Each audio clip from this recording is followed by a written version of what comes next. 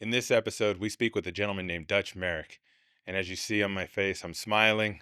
And Dutch was able to do that. He was able to provide smiles while still sharing his heavy story. And as you know, these stories can get heavy when talking about the fires. He lost his home, him and his wife, in the Eaton Fire. Longtime resident of LA, prop master, armorist, has worked with the unions for a number of years. So without further ado, please enjoy this story, as this is a story of LA stories with Dutch Merrick. We're going to be talking about heavier things, which I know you're already good at, but what do you love about LA? Let's start there. Well, here we are in the heart of the city, and I'll tell you what, I really do love LA. You know, the sticker, and it seems trite, the I love LA trope, as it were. But I can't see living in any other city. The diversity of population, you can go from one part of the city to the next and hear 20 different languages, and you can have food from 50 different countries. And despite the fact that it's got congestion and traffic, that's a side effect of having such a big, diverse city. But we're unique to the United States, where we developed later on and we spread out. It's not like a dense city like New York that everything went vertical, or Chicago, and you're just stuck in a super density. Here, you can still have a house with 1,000, 2,000 square foot of land around you, and you're not stuck with your neighbors. You can I borrow a cup of sugar? Knock on their window, from your kitchen window. Um, and it's where the home of car culture came from. Hot rodding came from LA and Detroit. I'm originally from Detroit. So those are the two hearts of hot rodding. And then LA culture brought you lowriders and all these layers. And you have the children of aerospace workers that were developing, they're doing drag racing and creating lowriders, things that didn't exist anywhere else. The unique mix of knowledge and opportunity in LA has shaped it to be this, I think, this really magical city. And I love architecture. I love sort of 20th century American architecture. Okay. And you can go to parts of the city where there's manors from the 1870s and 1880s that are still intact and good shape. And then you go to another neighborhood that's all 20s Spanish bungalows. Yeah. And it's like you walked into 1922 Hollywood. And then there's other neighborhoods that have mid-century modern, rectilinear, beautiful, like really smartly done box houses that were hand built and curated, and they're great. So all of these different genres you can find. And I live in Altadena, and that's part of what I love about Altadena, because literally here's a house from 1880, this mansion that a mogul lived in, and then here's these great 20s houses, and here's my 1950s house, and they all work. They all work really well. Yeah. No, Uh, South Pass. So when you're talking, I'm thinking about South Pass, and then I'm thinking about Hancock Park, and like even Larchmont. If you go to Larchmont in the evening, almost any time of the week, it has this small vibe because you'll see kids who are 14, 16, s- riding their bicycles, going to eat ice cream. You're like, wait, Beverly, you're on Beverly and you're standing between Beverly and Third, and you're going, when did it get wholesome? right? Because if you go further north, right, you're going to be on Melrose, and you have Vine and Rossmore, and you're just like, this isn't wholesome. But yeah, so when you talk about it, it makes me think about all the different architecture and just the way it creates the community too, right? And there's a lot of little sub pockets, like you talked Yeah. about, Atwater Village, Oh my Larchmont, gosh, yeah. Toluca Lake. There's these little pockets that are so different, and they form a community. Like Altadena is like that, and it forms its own little sort of subculture. We're so spread out that someone that grows up in Whittier is probably never going to know someone that grows up in Van Nuys. Yeah, You know what I mean? I do. And they're very different cultures. Now, I have the advantage of one of my early jobs in LA was as a limousine driver, Okay. which meant I got to go all over the city. I had to for a living. So one day I'm in Pomona, another day I'm in Palm Springs, and then I'm in San Pedro or Beverly Hills.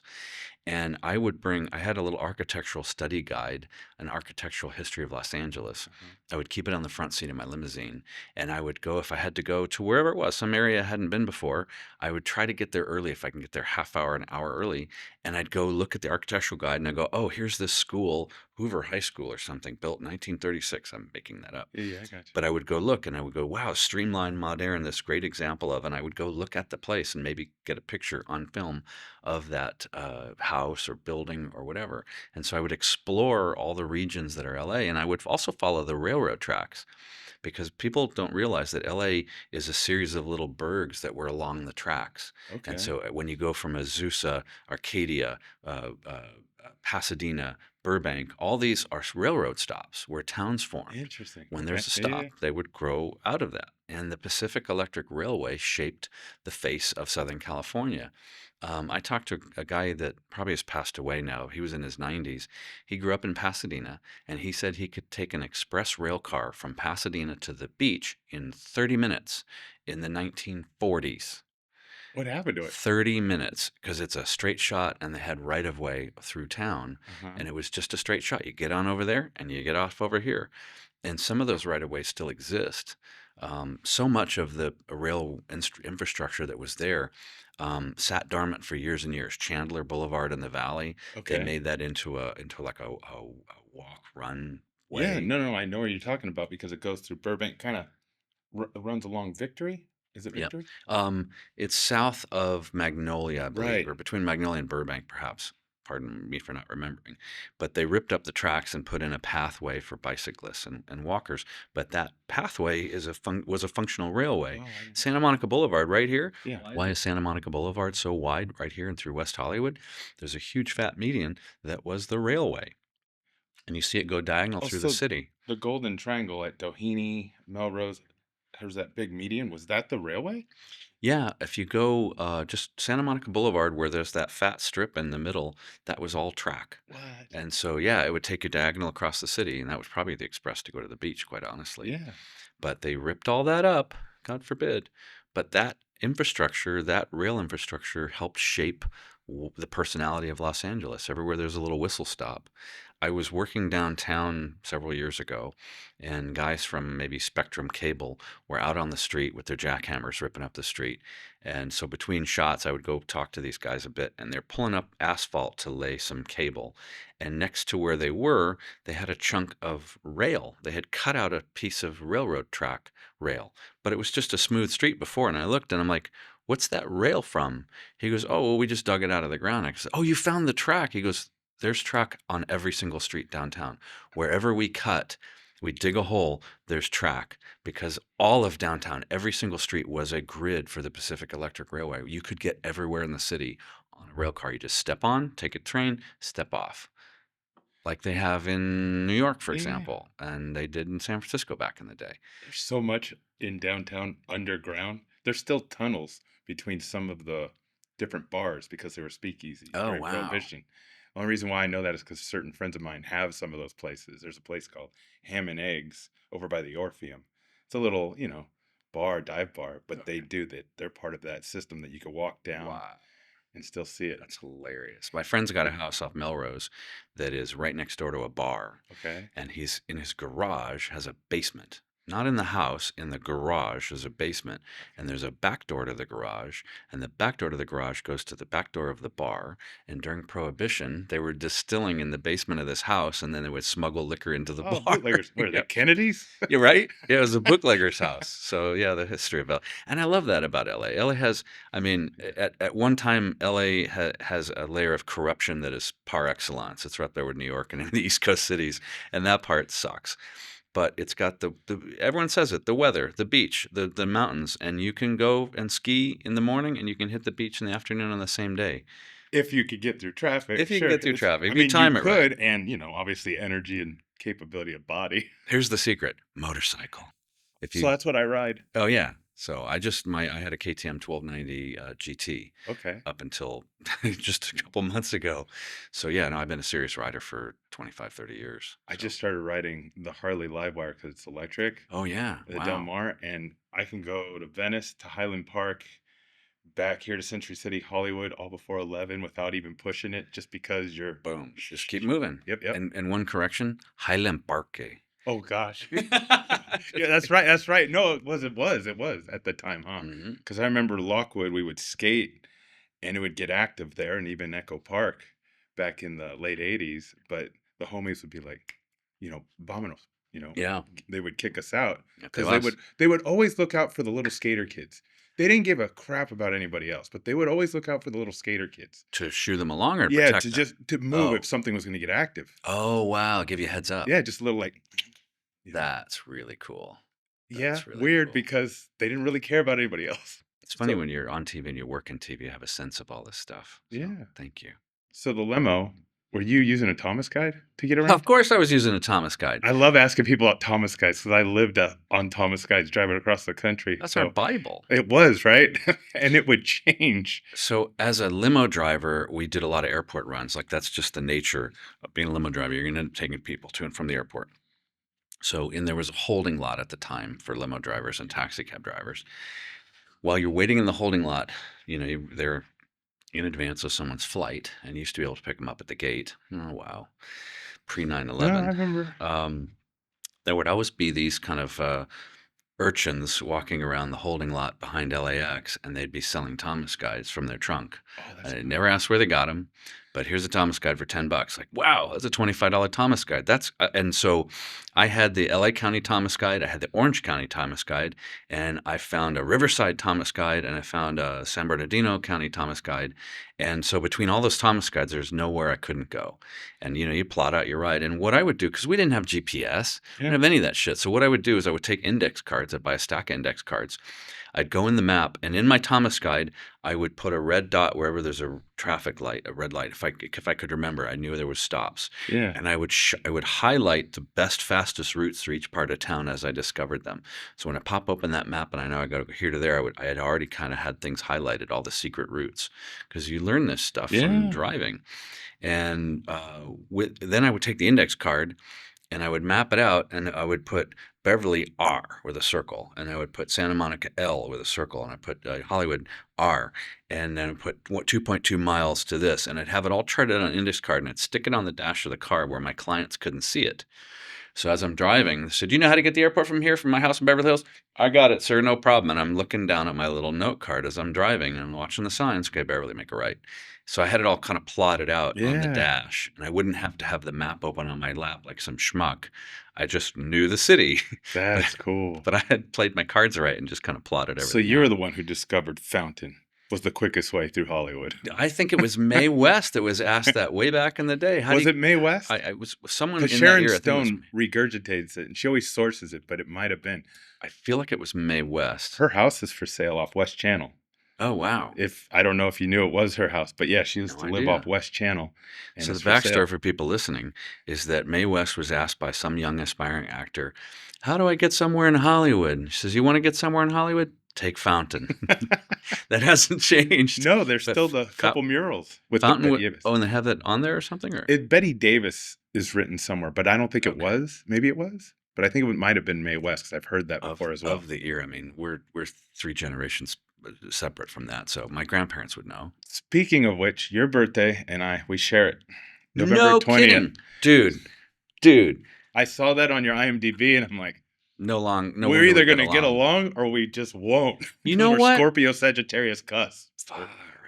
That is hilarious. What I found over the course of my life, when I find people born on my day or really near my day, we're thick as thieves. Uh-huh. Totally get along.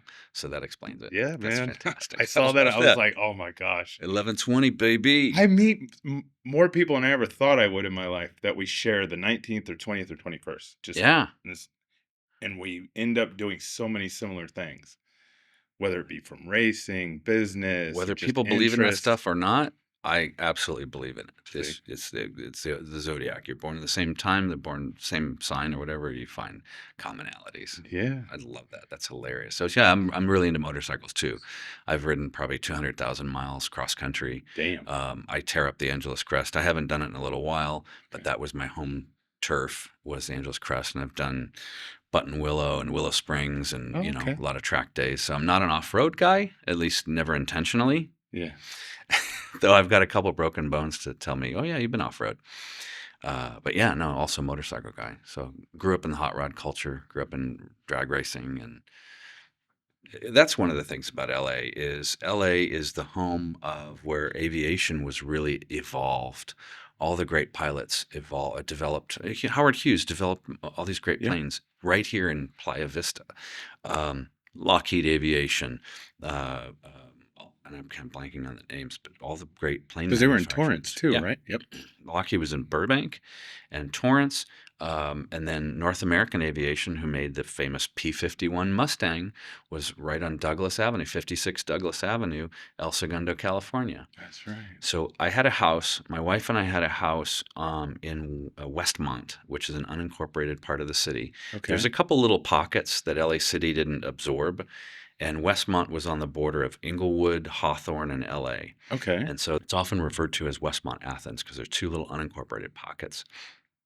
So our house in Westmont, 1950 house, and the garage was lined with shelves, long shelves, the whole length of the garage, three or four shelves high, and the shelves were made of 14-foot long cedar, 12-inch by 14 long cedar boards in these shelves, and which is really expensive wood. Now, back in 1950, I don't know. We were going to remodel the garage, and I took out all these shelves, these huge long planks, and as I flipped some of them over, there was a stencil on them.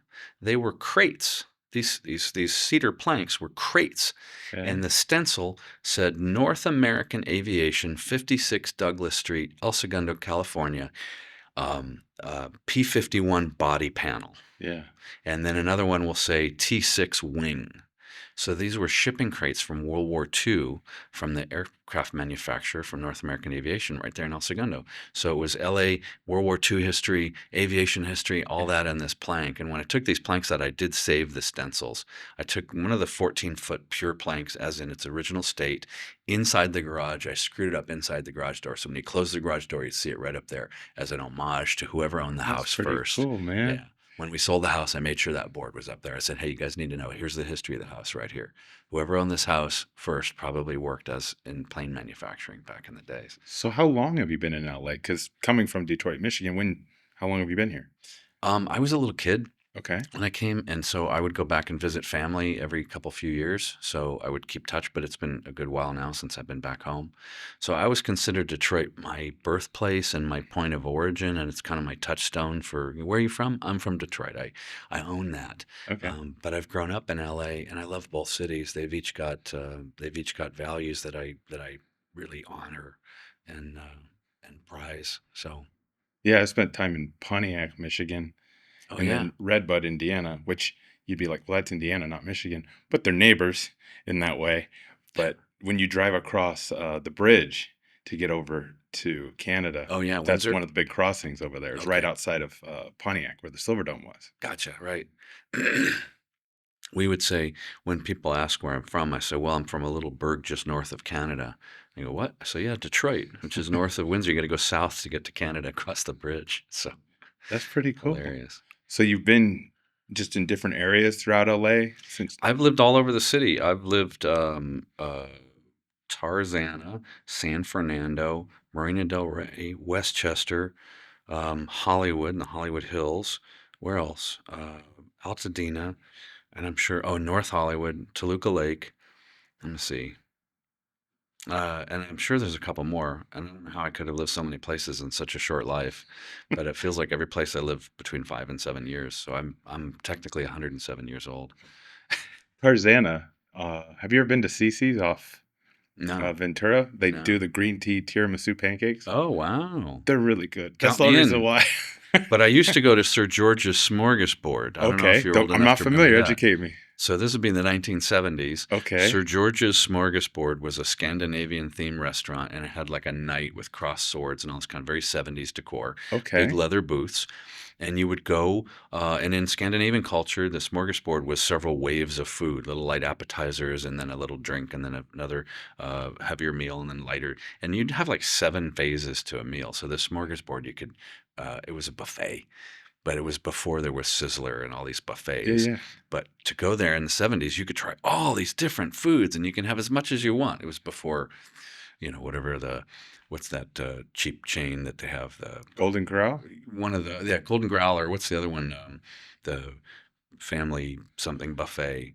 Oh, not Soup Plantation, but That's I also know. a buffet. Yeah, So buffet But I know what you before, mean. Yeah. prior to buffets being a big thing, Sir George's Smorgasbord was the thing, and it's just it says you grew up in the valley, if you know that Yeah, place. yeah. One of those icons. I know that the Red Lion in Silver Lake does that during Oktoberfest. And I love that they're still going. That's a great little piece of LA history right there. And a Yeah. German restaurant and bar that survived the war.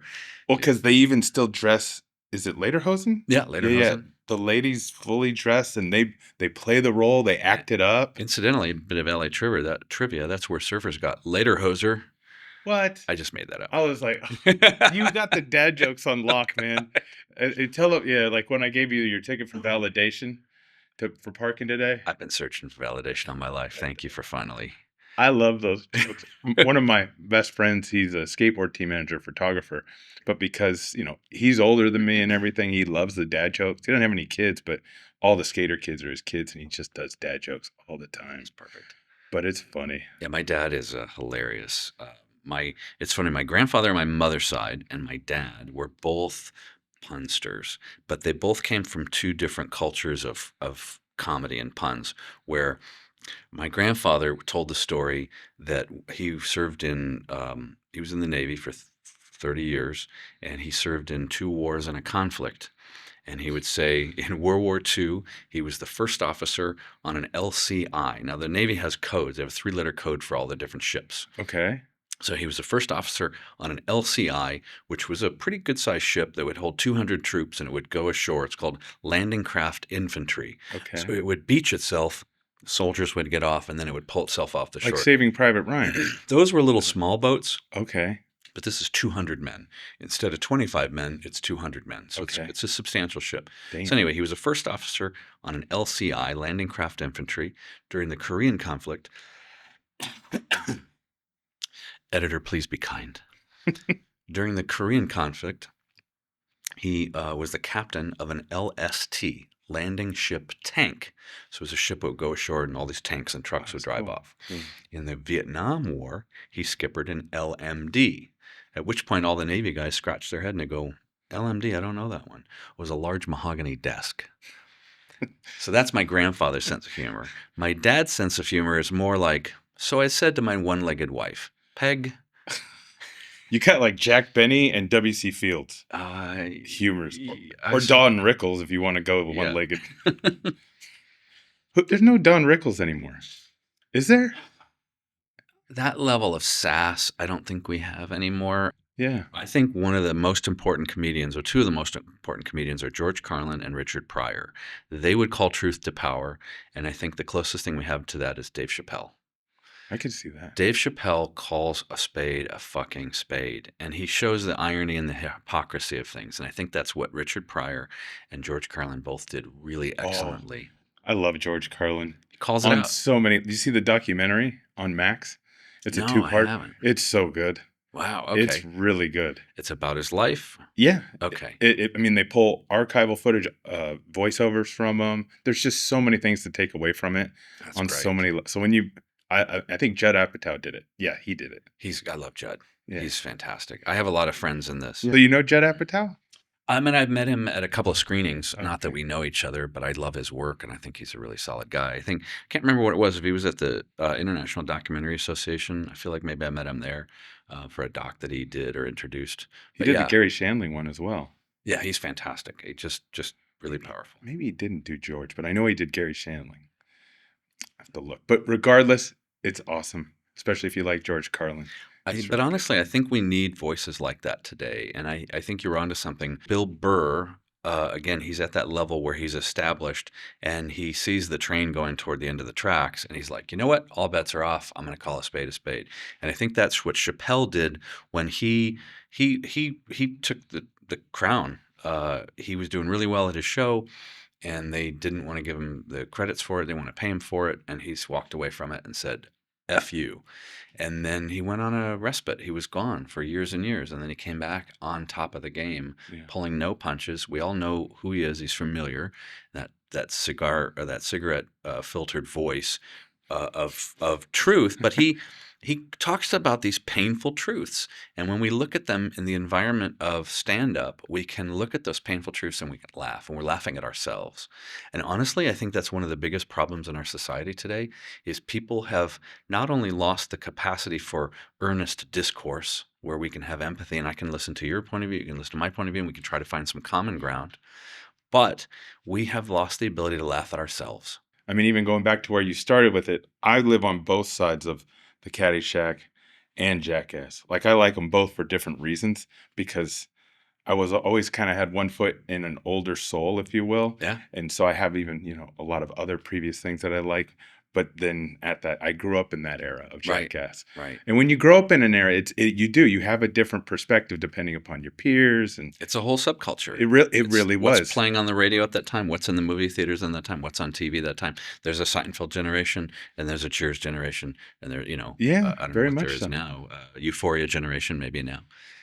Yeah, because there was a girls' generation, right? With Lena Girls. Dunham. Yep, girls. Her side. So yeah, there are those generations very much What so. are the cultural trends at the time? How old are you? I'm 46. Damn, 78. You're yeah. Born in 78. Okay, I am 55, You were born in 69. and I'm gonna say to the camera, he looks older than me. I'm just It's the kidding. silver. Nah, baby. I I- want to look wisdomous. When I That's when my I grow word. my beard, it's white. So I shave my beard because I look like an old man with a beard. But luckily, my hair, I've kept my color, and I've mostly kept my hair. I want to be a Latin George Hamill. Oh yeah, you got That's it, what I'm baby. going for, baby. Oh yeah, come on, bring it. So you're here. You're living in LA. What are you doing for work? I mean, educate the people listening. So when I said early on, I used to work as a limousine driver. That afforded me the opportunity to be on film sets. So a lot of times I'd be waiting for an actor, director, somebody they're trying to get an airport ride, and you're sitting there on the lot of Paramount, waiting by your limousine, waiting to pick up this person. And so I had a chance to watch this synergy with which people worked on a film set. There was a sense of collaboration and art that I observed that I hadn't seen anywhere else up Okay. until that point in my life. And I said, I want to be part of that.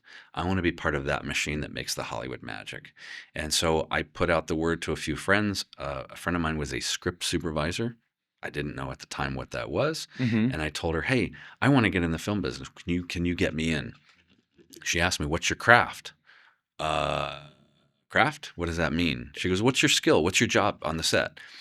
And I said, well, I saw a guy handling guns. I was on the set of Dinosaurs, a TV show, and there was a crew person handling pistols. And I said, well, I could be that guy. And she said, all right, well, I'll keep an eye out. That would be a gun wrangler, an armorer, prop master. I said, okay. About 6 months later, she called me. She hit my beeper, paged me. And I responded, and she says, I'm on this low-budget, non-union film. It's in a warehouse in Playa Vista, and they have a bunch of guns in the script, and a prop master doesn't know anything about guns. In fact, he's afraid of guns, so they need someone just to handle the guns. So can you come down and interview? Well, hell, I'll be right down. I drove over in my limousine in my limo suit, and I interviewed with the UPM. It's funny, when I went in there, people saw the limo, and they go, is that your car? It is. I just didn't tell them which door I got out of. I got out of the front. They thought I got out of the highest back. class armor. Yeah, I mean, show up in a limo with a suit. Oh, this is where I should do that from now on. You know what? That's going to be great marketing. Yeah. Expensive as hell when you get the suit. Well, you can oily. do the black Ubers, Yes. right? The Uber Blacks, whatever. Black Uber, wear tux. Oh, the James Bond armorer. So I met with the production manager, and I told him about my experience because I was seasoned as a competitive shooter. I was a sports shooter I'd been at 10 years at that point.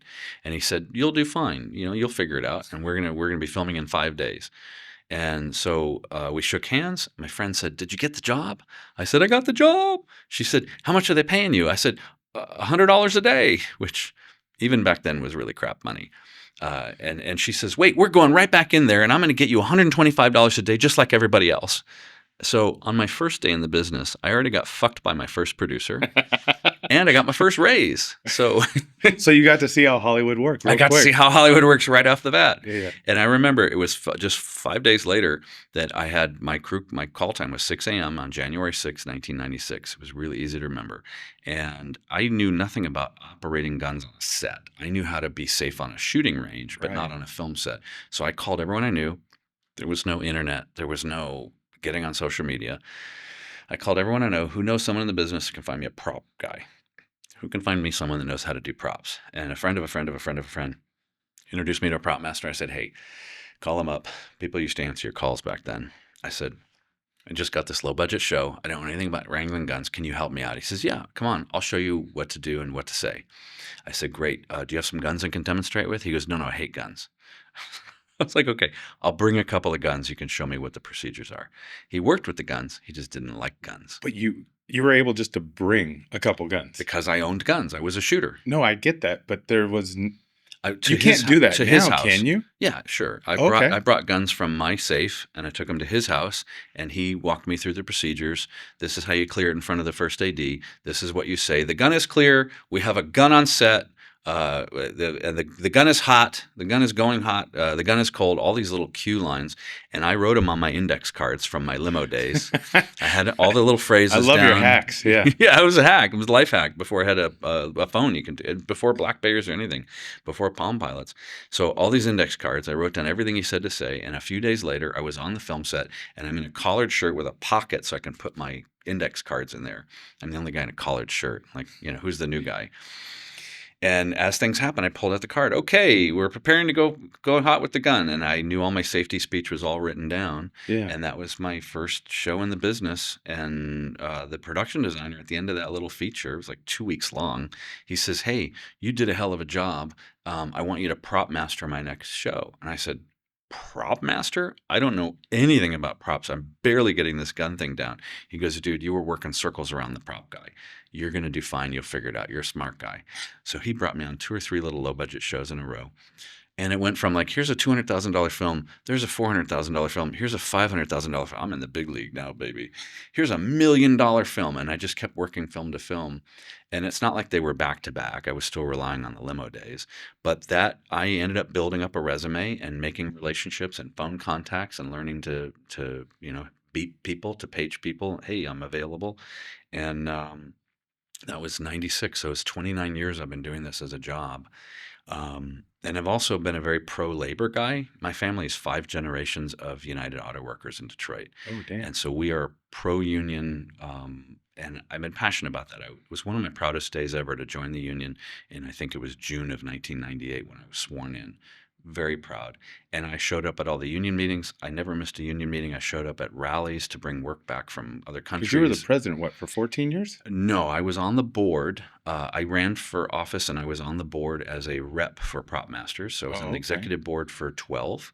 And then I was elected president and I was there for about 2 years. Oh, so as in president. total. So in total, 14 years. 14, okay. But when I ran for president, the only reason I ran for president was because I saw problems in our union. I saw real problems in our leadership, genuine conflicts of interest, financial, fiduciary conflicts of interest that nobody on the board was willing to address. And I said, all right, I'm going to run to be the president, and I can look into those things, but more importantly, I can help be a figurehead for our local and encourage people to learn about union history, to encourage people to come be involved at the events, encourage people to understand what union pride is. One of the big differences between the IATSE and, let's say, the Teamsters, for example, the Teamsters are passionate about being in a union, and they inculcate their members. They imbue their members with this mindset that there's power in a union. And what does that mean? It means I can have a healthcare plan where 50,000 or 100,000 of us all contribute so that Jerry can have cancer surgery and Susan can have, so-and-so. So what does IATSC mean? IATSC is the International Alliance of Theatrical Stage Employees. Okay. They're generally the crafts that are the behind-the-scene crafts, which they're costumers and makeup and sound editors and everything that makes a film that's not an actor, director, producer. The Teamsters drive the trucks. They deal with the trucks and wagons and stuff. The Hollywood is so big and produces so many films and has so much film crew that we have separate locals just for one selection of crafts. So there's a costume designers guild. Right. There's a costumers local. And the property crafts, which are as Local 44, is the largest local in Hollywood. And it's one of the largest locals in the entire country or the entire IA. I think we peaked somewhere around 8,000 members, including retirees. Our local includes it's floor to drapes, it's floor to ceiling. So it's people that lay the floors, people that hang the drapes, uh, set construction, which we call prop makers, special effects, we blow things up, set dressers, which move the furniture around, lead men that run those, set decorators who decide on what the furnishings are, prop masters who handle all the small objects that flesh out a scene, like a wristwatch is a prop, or a coffee cup, or a time bomb, and everything in between. So we have a huge footprint on every set. And if you look on a call sheet for a film set and you just highlight all the local 44 members, it's the most members on every set because we're building that whole environment. So what that meant to me with the IA, the IATSE, being 160 something thousand members, US and Canada, Hollywood alone was more than 66,000 members. That's more than a third of the entire IA. That means Hollywood really steers the ship, or should steer the ship, but we Right. never did. New York steers the ship. In Hollywood, our local at 8,000 members of 60-some thousand, we were the largest local, and our local could have been really influential, but our local has always played small. Our members play small. When you ask our members, hey, why are you in a union? They say, well, because I have to be to work, and I want to be a prop maker, I want to be a prop master, and I have to be in a union. If you ask a Teamster why they're in a union, he's going to tell you 12 ways. I'll tell you why I'm in a union. He's going to be ready to fight you. I got health care. I got this. I protect my family. I got my brother's back. I make sure I have workplace protections. They'll just line up the reasons. But the IA traditionally plays it soft. And I felt when I was running for president that I can empower our members to be a strong local and encourage us to be educated about union, to be engaged, to be empowered to make some change, to show up and do it. That was the kiss of death. um, my sin as president was to, when I was elected, I reached out to the presidents of all the other locals of the Backlot 13. So I'd call over Alan Rowe, the president of 728. Nice to meet you. I'm newly elected.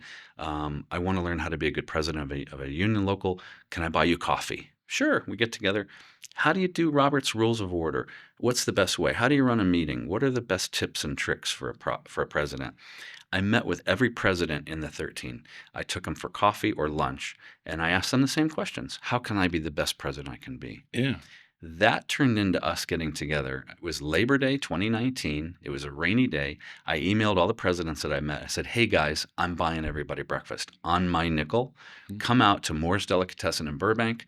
I know it's raining. I know it's Labor Day, but we're going to have some fun. We're going to get to know each other. 9 of the 13 presidents show up. I was so proud that for the first time in probably 80 years, all the presidents of the locals started to get together. And we were just having coffee and we were having a good time and sharing notes on how to be a good leader. And I discovered so much during those get togethers because we would do it monthly. Okay. And I discovered, I would say, well, at your meeting, and they say, yeah, our monthly meeting. And I said, what do you mean monthly meeting? And the guys at Local 80 or 705 or whatever, they say, well, yeah, our monthly member meeting. I said, what do you mean monthly member meeting? That does not compute. They said, well, how often do you have a general member meeting at 44? I said, well, once a year like everyone else. And they're like, what? Unions meet monthly. Our members meet monthly so they can hear where their money's going and so they can ask the leadership questions. They don't do that at 44. I go, no. And I kind of put my hands in my lap and I was like, no, we've never done that. We only have one meeting a year. He goes, what the fuck do you discuss in one meeting? And they said, how long is the meeting? I said, it's like 2.5 hours. Really? How long do you have for member comment? I said like 30 minutes at the end. And I just got smaller and smaller. I was like, oh my God, we're the largest local and we have the smallest footprint. And there's a reason behind that. We play really small. And New York does not want Hollywood to be empowered, does not want Hollywood to be strong. So I hosted these meetings and we would get together and we would just talk about how can we no longer look at each other as you're a costumer and I'm a sound editor. No, you're in the IA, I'm in the IA. We're in this together. Your plight is my plight. Let's have some empathy for each other. Hey, Local 871, these guys are getting hosed. They're getting really shit rates. They're getting really poor treatment for art department coordinators, production coordinators, and script supervisors. Let's all rally behind them and feel their pain and let's help them. Like that was the mindset. However, some people did not want that to happen. And so they got in with my board who said, oh, we don't like these meetings you're doing. Wait, what? Every other board of all the other locals were like, this is great. We're showing unity. We're all getting together. We're the IA. We're Hollywood. We're stronger together. Okay. My board, somehow by magic, because I had stirred the pot so much, was like, yeah, you know what? we don't like these meetings. One guy really, I don't like these meetings you're doing. And I would say in the meeting on the record, why? Let's talk about it. Yeah, something just doesn't feel right. What do you mean it doesn't feel right? Tell me what problem you have on the record and let's talk about it. Let's have a discussion. And I remember one board member, she said, "It's egregious, Dutch." And I said, "Okay, what's egregious?" "It's egregious, these meetings you're having." "Okay, so you've used a big word, kind of in a weird context. What is egregious?" "We don't even know who's in these meetings. They're secret." I go, "No, I put it on social media. Here's a picture on my Facebook page with all the people." She goes, "We don't even know their names." I said, "Their names are they're all tagged." You know what tagging is on Facebook, right? Yeah. Their name is there. These are all the people there. We're very open about it. We're not making any grand plans to take over the world. We're not making any motions. It's not an official body. We're having coffee and we're comparing notes how to be better leaders. And that's a pretty good thing, isn't it? Well, this is egregious. Okay, so you've hung on to that word so much. I know you really wanted to use it. You've used it 3 times. It still doesn't mean anything. If you guys identify a problem with what we're doing, I'll gladly adjust my behavior. But until that time, I'm going to try to build a stronger union. Yeah. So their pushback was to have a secret meeting on it was December 30th, like 2020 or 2019. They changed the Constitution. They had an overnight meeting with the Constitution Committee. Didn't invite the president, who was mandatory, supposed to be part of every committee. They didn't even tell me the meeting was happening. And they got a lawyer and they reinterpreted the Constitution that the president of the local is not allowed to have these meetings. And it says my name and it says those meetings. You can't have any meetings or handle any official business without prior written notice by the board. And I was like, wait, that's illegal. You know, that's against the LMRDA, the Labor Management Reporting and Disclosure Act of 1947. Title I member Bill of Rights, you cannot interfere with any union member's ability to meet with any other union member. And they're like, no, the lawyer says it's fine. You can't do this. And if you meet again, we're going to file charges. What? You can't deny me my rights. So I met at the next meeting. We all got together and I reported it out like I always did. And when I was done reporting it out, I had guys stand up shouting, I'm going to impeach you. You're a bad guy. I was like, I'm just meeting with the other union. If you got a problem with it, figure it out. So they had an impeachment trial. I said, you can have an impeachment trial. That's fine. Give me neutral jurors. No, we're the jury. Wait, you, the board who are accusing me, are now the jury. That feels a little rigged. Give me 12 other members. And they go, no, this is the way it's going to be. Fait accompli. Fast forward to, I got a lawyer. I got a really good entertainment lawyer, labor lawyer, filed charges with the National Labor Relations Board. They finally saw that the 800-pound gorilla, the government, said, oh, you guys broke the law. Not only that, but they actually stopped me from working. They had me pulled off of jobs. And they said, you're not a member. It turned into a huge mess. They cost me at least $160,000 in work. They muddied my name in their newsletter. They told people I was a bad guy. He's breaking the rules. They never told me what rule I broke because there was no rule. And so I filed charges with the NLRB. And when they saw that and they saw the hammer coming down, they go, oh, we fired our lawyer. He gave us bad advice. Here's a check for almost $150,000. I said, thanks. I'm going to go back to work now. Stop fucking with me. So that was a little bit of an adventure. And I know you didn't expect that little diversion. I've never spoken about that publicly. But I was like, you know what? It's time. I'd love to have you back for because I think you'll really like the premise of it because we already have episodes going out. It's been growing. But so you're in Altadena at this time. So how long have you been in Altadena? So my wife and I, we lived in South Los Angeles in her house. And when the pandemic happened and From COVID, Westmont. I was in Burbank. Oh, okay. I had a really great apartment in Burbank, 2-bedroom, big apartment with a 2-car garage. It was like the score of a lifetime for a prop master. And she was down in Westmont. And so when COVID happened, she lost her work. My job shut down, the Hollywood industry. So we said, all right, we're moving in together. We were boyfriend and girlfriend. Oh, okay. We're moving in together, one place, and it made more sense to be in her 3-bedroom home than my 2-bedroom apartment. So we decided to combine forces because we both lost our jobs because of the pandemic shutdown. So we packed up my apartment in Burbank. We moved it into her house in Westmont. And it's really South LA. It's really kind of Crenshaw and Imperial Highway. Yeah. It's There's a great Italian joint in Inglewood, by the way. Sunday Gravy. Oh, great. There's a couple great places down there. Used to be called Gino's with a J. Gino's with a J.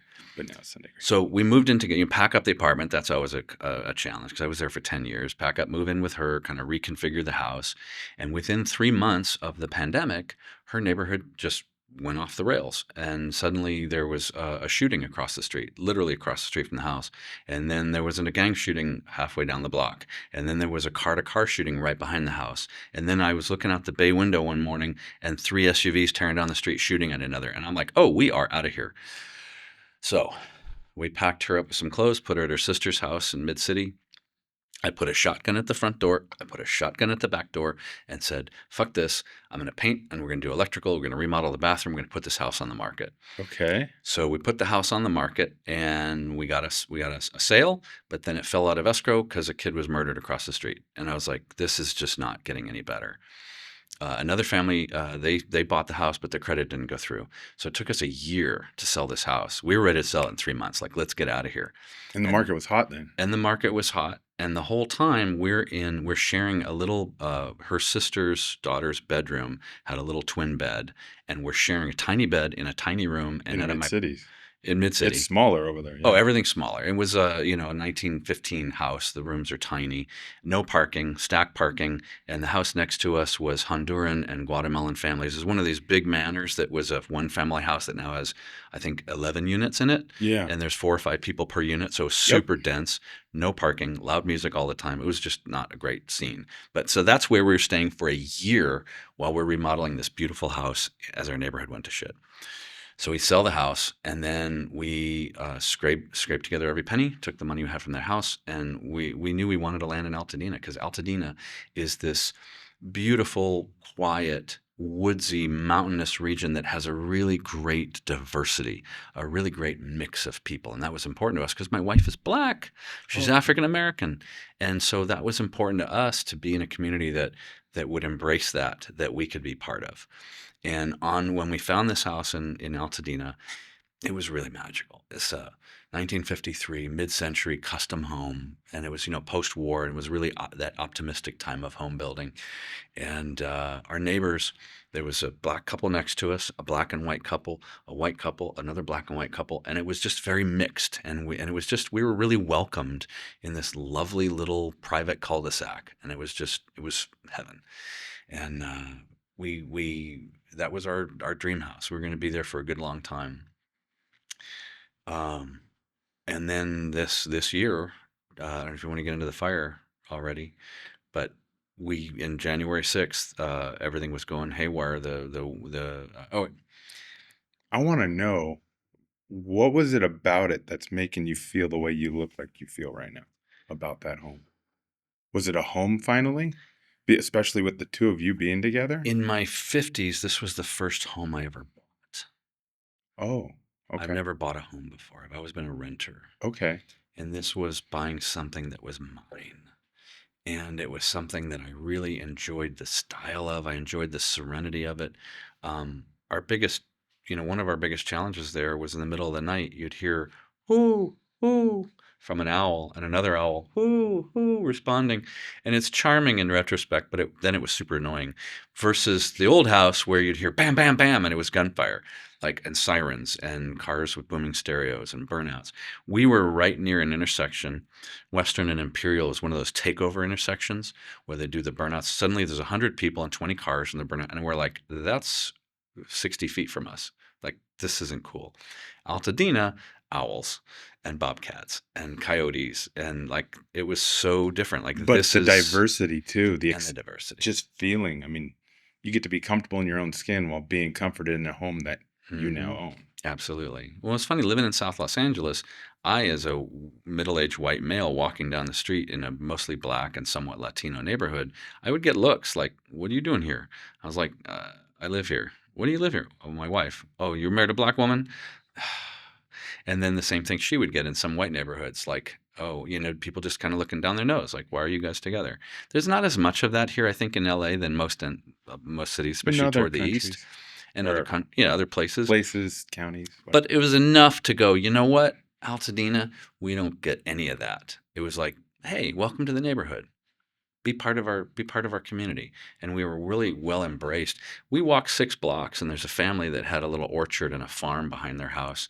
And once every quarter, they'd have a big farm sale, and they'd make their own jams and cookies and breads. And people from all over Altadena would make their own stuff and sell it there. And it was just this great sense of community. We walk every day. There was a farmer's market 5 blocks away, and we'd walk once a week to the farmer's market, and we'd walk a loop through the neighborhood, kind of Was get the to know farmer's market everybody. on Lincoln? Yeah, Lincoln and Palm. Oh, Yeah, okay. there was I can't remember the name of that park. Loma Alta Park, maybe? Alta, anyway.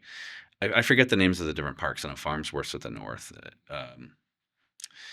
But it's this sweet, inviting, hidden community because it's off the beaten path. Yeah. It's not a way. Most of LA, you all the little neighborhoods are a way to get to something. This was off the beaten path. You had to Yeah. go way off the freeway to get here, and you have to go way up a hill. So you had to have a good working car too, which helps. And it was just this. There's a few of these little hidden gems in LA, these little enclaves, but that one was particularly special because it's on the fringe. It's right at the edge. It's right near the forest. So while Larchmont's great, Atwater Village, a few of these others, they're also right in the heart of it, you Yeah. know, and the bad stuff can reach you pretty easily. The Hmm. thing goes, I remember the LA riots. When stuff goes sideways, it goes sideways everywhere. But if you're out toward the edges, there's a good chance it won't make it to you. No, even when the George Floyd, when it first happened and they started rioting and looting off like La Brea, that target off La Brea Yeah. and Pico, I think it was, over by there. We were living on Santa Monica Boulevard in Las Palmas. And when they started lighting the stores on fire on Melrose, smoke was getting in to our spot. So yeah, it went sideways real Yeah. quick because Yeah. it was all the way down in Santa Monica. People were looting that REI. Yep. Yeah, all Yep. the way through. And It's people here were now. driving in to loot. They weren't even from here. Yeah. Tourist looters. But anyways, so Looting tourism. you found a home in Yeah, Altadena this was our place. with your This was lady. like our magical place. And whether Yeah. that was our forever home or not, maybe we'd eventually have enough money to get a bigger house in another part of the same neighborhood. I think that would have been another expansion of our vision. But where we were, we had a beautiful yard. It was all fenced off. Our cats could be free in the yard and safe, you know, and that was sweet. We had dogs down in LA, but they had passed away. So now we were at the cat phase. Eventually, we'll probably get a dog, but we What were had your cats' names? Gustav and Sebastian. Oh, okay. And so there's a weird. Is this Pixar related or? No, no, not at all. We inherited Gustav. We adopted him from a family that couldn't take him anymore, and he was this ornery little. He was the funniest cat. What cats are not funny, I guess, but he would seduce people. He'd come up and he'd kind of run his body along you, run his tail, like, "Hey, I'm here," and you're like, "Oh, okay." And he would do that incessantly until you picked him up because he wanted to be in your arms.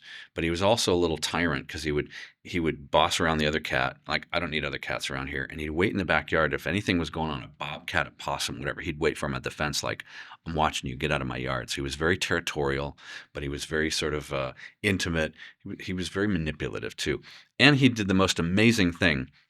When we'd leave him out and he'd want to come inside, he'd go outside of our bedroom window and we would hear, hello. And the first time I heard it, my wife and I were like, what? Hello. Did you hear that? Yeah, I heard it. What is that? Because we inherited this cat. Hello. What the hell? And we look, it's the cat trying to come in. He said hello. And it was like, that is hello. That is as clear a hello That as I sounds have like ever what heard. was it? The bird that does that? Cockatiels? They're able to Parrot repeat or- things? Yeah. Something like that, yeah. Our So- producer loves cats, so he has Oh. Merlin and Gandalf. Oh, Merlin and Gandalf. I love that. Is that That's right? fantastic. Yeah. So Gustav, very charming, very manipulative, and could talk, which was some degree. About 6 months before the fires, a coyote got in over our fence, and Gustav was in the back.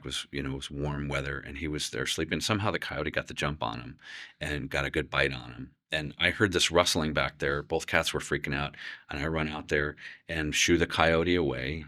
If I had a chance, I probably would have done more than that. But Gustav, he was going. I could see he was fading, and I put him on a board, and I stretchered him back to the front of the house, and my wife was up, and we heard this ruckus, and he died with us. And so what we did was we took a portion of our yard, and we dug it up, we buried him, and we put wash stones, river wash stones. We Oh. made this whole courtyard, and it was Yeah. Gustav's garden. Oh, that's awesome. And a few months later, I redid all the fence. I did new fencing all the way around the house, and When the fire happened, the whole fence burned except for at Gustav's garden. It's untouched. You could see where the fire burned and stopped right at the garden, and then it took off on the other side. And I figure it's that ornery little bastard cat. It's like, you're not, You're you kept not the fire fucking with away. me. You're not fucking with my spot in the home. That's my spot. Yeah. That's exactly it. You're not messing with my spot. So Gustav's garden will ever, when the fence is still up to this very day, it's like one chunk of fence left, and it's 20 feet. Like that's his whole garden. Inexplicably, everything else is gone. It's just so. And then Sebastian's our other cat, and he's been with us for a lot of years. He's a real tree. He's a fighter. If he could have, he probably would have killed that coyote. But So take us on January 6th. so with Hollywood in this weird sort of retraction and backslide, I, along with so many other film workers, have needed to reinvent myself. And I had a unique opportunity because 3 years ago, when Alec Baldwin had the tragedy on the Rust set, I had been president of the local and I had been an armorer already for 25 years. And so Variety magazine called and said, "Hey, can we interview you about what an armorer does?" And I asked all my other armor friends, who wants to field this call? You know, some top guys. And they said, "No, you're articulate. You can speak to it." So I told Variety, this is what I know that we do for a living. I don't know what happened in the desert, but let me help create some calm around the situation and some clarity about how safe our craft really is. And I saw the IA was not stepping out in front of this. My local 44 was not stepping out. The local 480 in New Mexico is not stepping out. Local 600 lost a member. Nobody stepped out in front of this train coming our way for our craft. So when periodicals asked, "Can we interview you?" I said, "Sure. And let me speak to this from the heart as best I know, so that I can defend our craft and rebuild the trust and the faith that our fellow crew have in what we do for a living as armorers." So that led to Good Morning America, a morning interview, and then CNN and ABC, NBC, CBS. 2020 did a 2-hour special. They interviewed me for Nightline. More than 125 interviews at this point. When I was doing my due diligence on you before you came in, yeah, your name is now very well search engine optimized because of these clips. Search engine optimized. Yeah. I've been called a lot of things in my day, but listen here. This is positive. Yeah, okay, that's a good thing. So, and 6 months after that, I had been talking to all the armors. The day after that, we were crying. The strongest guys I knew were crying. Like, what in the fuck happened that someone could die from a prop gun? Because that cannot happen. Because we do not use we do not use live ammunition. It's not possible. So how did this happen? Anywhere you look at a firearm in use, anywhere, a police station, a gun store, a mall, anywhere, the very safest place you'll find a firearm is on a production, because we don't have live ammunition. We have blanks and we have dummies. That's it. So nobody gets hurt. So in my doing this for almost 30 years, I've never had an injury, and I've personally managed millions of rounds. Anyway, so doing all these interviews, I talked to the other armors and said, what can we do to respond to this? Because even the cinematographers got together and signed a letter saying, we're never going to use real firearms on a set again. Thanks, guys. Thanks for helping us out. Appreciate you. Bullshit, because what we do is safe. What happened in the desert clearly was an anomaly and an outlier. So I got together with the other armors and said, what can we do to respond to this? There's no formal education. There's no certification for what is an armorer. Great, let's put a class together. So with the help of many of the prop houses and the other top armorers, I put a curriculum together, an 8-hour class that's very hands-on, that people get to shoot blanks. They have to safety guns in front of other people. They go through all the processes, and I call it prop gun safety. Real simple. And so I've taught that now for 3 years. I teach it about once a month in LA. I've taught it around the country. I've gone to Atlanta and Portland and Wilmington, and I've been to a bunch of cities. And I've taught hundreds and hundreds of production people from theater, stage, not commercials, but film and TV, the best practices, what we think are the best practices right now for prop gun handling. And I'm very proud of that work. But that has been a sideline or a hobby, because I'm also in production, and that's where my bread and butter is, working on film and TV. And we do 50, 60, 70-hour weeks. So there's not a lot of time for extracurricular activities. But it's been my passion to teach prop gun safety, and I make sure that at least 1 weekend a month, the class is available in LA. With the film industry in this weird retraction of the last 2 years after the strikes that nobody can explain, most of my friends are out of work. I was almost entirely out of work. So I said, all right, I'm going to lean into my training as a shooter and as an instructor. I've been teaching people to shoot for 30 years. So I started a new company, Live Fire Learning, to differentiate between blank fire and live fire. So now I take people through a pistol course, people that have never shot before in their lives, and I take them through a very supportive environment. We have a private range in the hills just above Los Angeles, and I use my 40 years now experience as a shooter. Yeah, live fire learning. Um, I've been shooting for 40 years. I've been teaching for 30 years, and I create a safe space. And I invite people to our range that wouldn't normally be found on a range. And I kind of comedically say that it's housewives and hippies. And because these are the people that need to be served that are afraid of guns, that are really paralyzed in fear about what guns are and what they So you really want to mean. put street teams out handing flyers in the north of Montana neighborhoods? Did you get? Exactly, the All north. right. Yeah, let's do it. And so I started leaning into that and booking our range a couple weekends a month, and then every weekend a month. And now in June, I'll be doing 2 days every weekend. So we'll be doing 8 classes a month that we're filling up with people to empower them with shooting. So that's my reinvention. My prop gun safety and then the live fire learning. And they're two different things. One, you're actually putting lead through paper and on steel, and the other one, we're going through the practices on set. On January 6th, I had the honor of teaching a class through the IATSE Training Trust Fund. They pay for these things. I taught a class at IA Local 33 in Burbank. Local 33 in Burbank is the oldest IATSE local in Southern California. Started in 1896, and it's stagehands. So they do theater. So they're going to do the Dorothy Chandler Pavilion or the Forum. They'll do rock concerts. They'll load in and out all the bands. They'll tech everything. They'll do trade shows. They do a lot. And they do live daytime television. So Days of Our Lives and General Okay. Hospital are Local 33 stagehands. So their work very much kind of crosses over into our work at Local 44, but they're separate jurisdictions. So I had a chance to teach in their training facility in Burbank, this beautiful facility. These people were so excited to be there, and we had 8 hours of fun together. It was laughter, and it's a heavy class. We do take it low, and we do talk about people dying.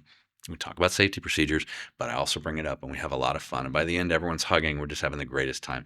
And that January 6th was really one of the best classes I've ever taught. We had so much fun. The treasurer at the end of the class, I went to talk to him and said, "Hey, we're loaded out."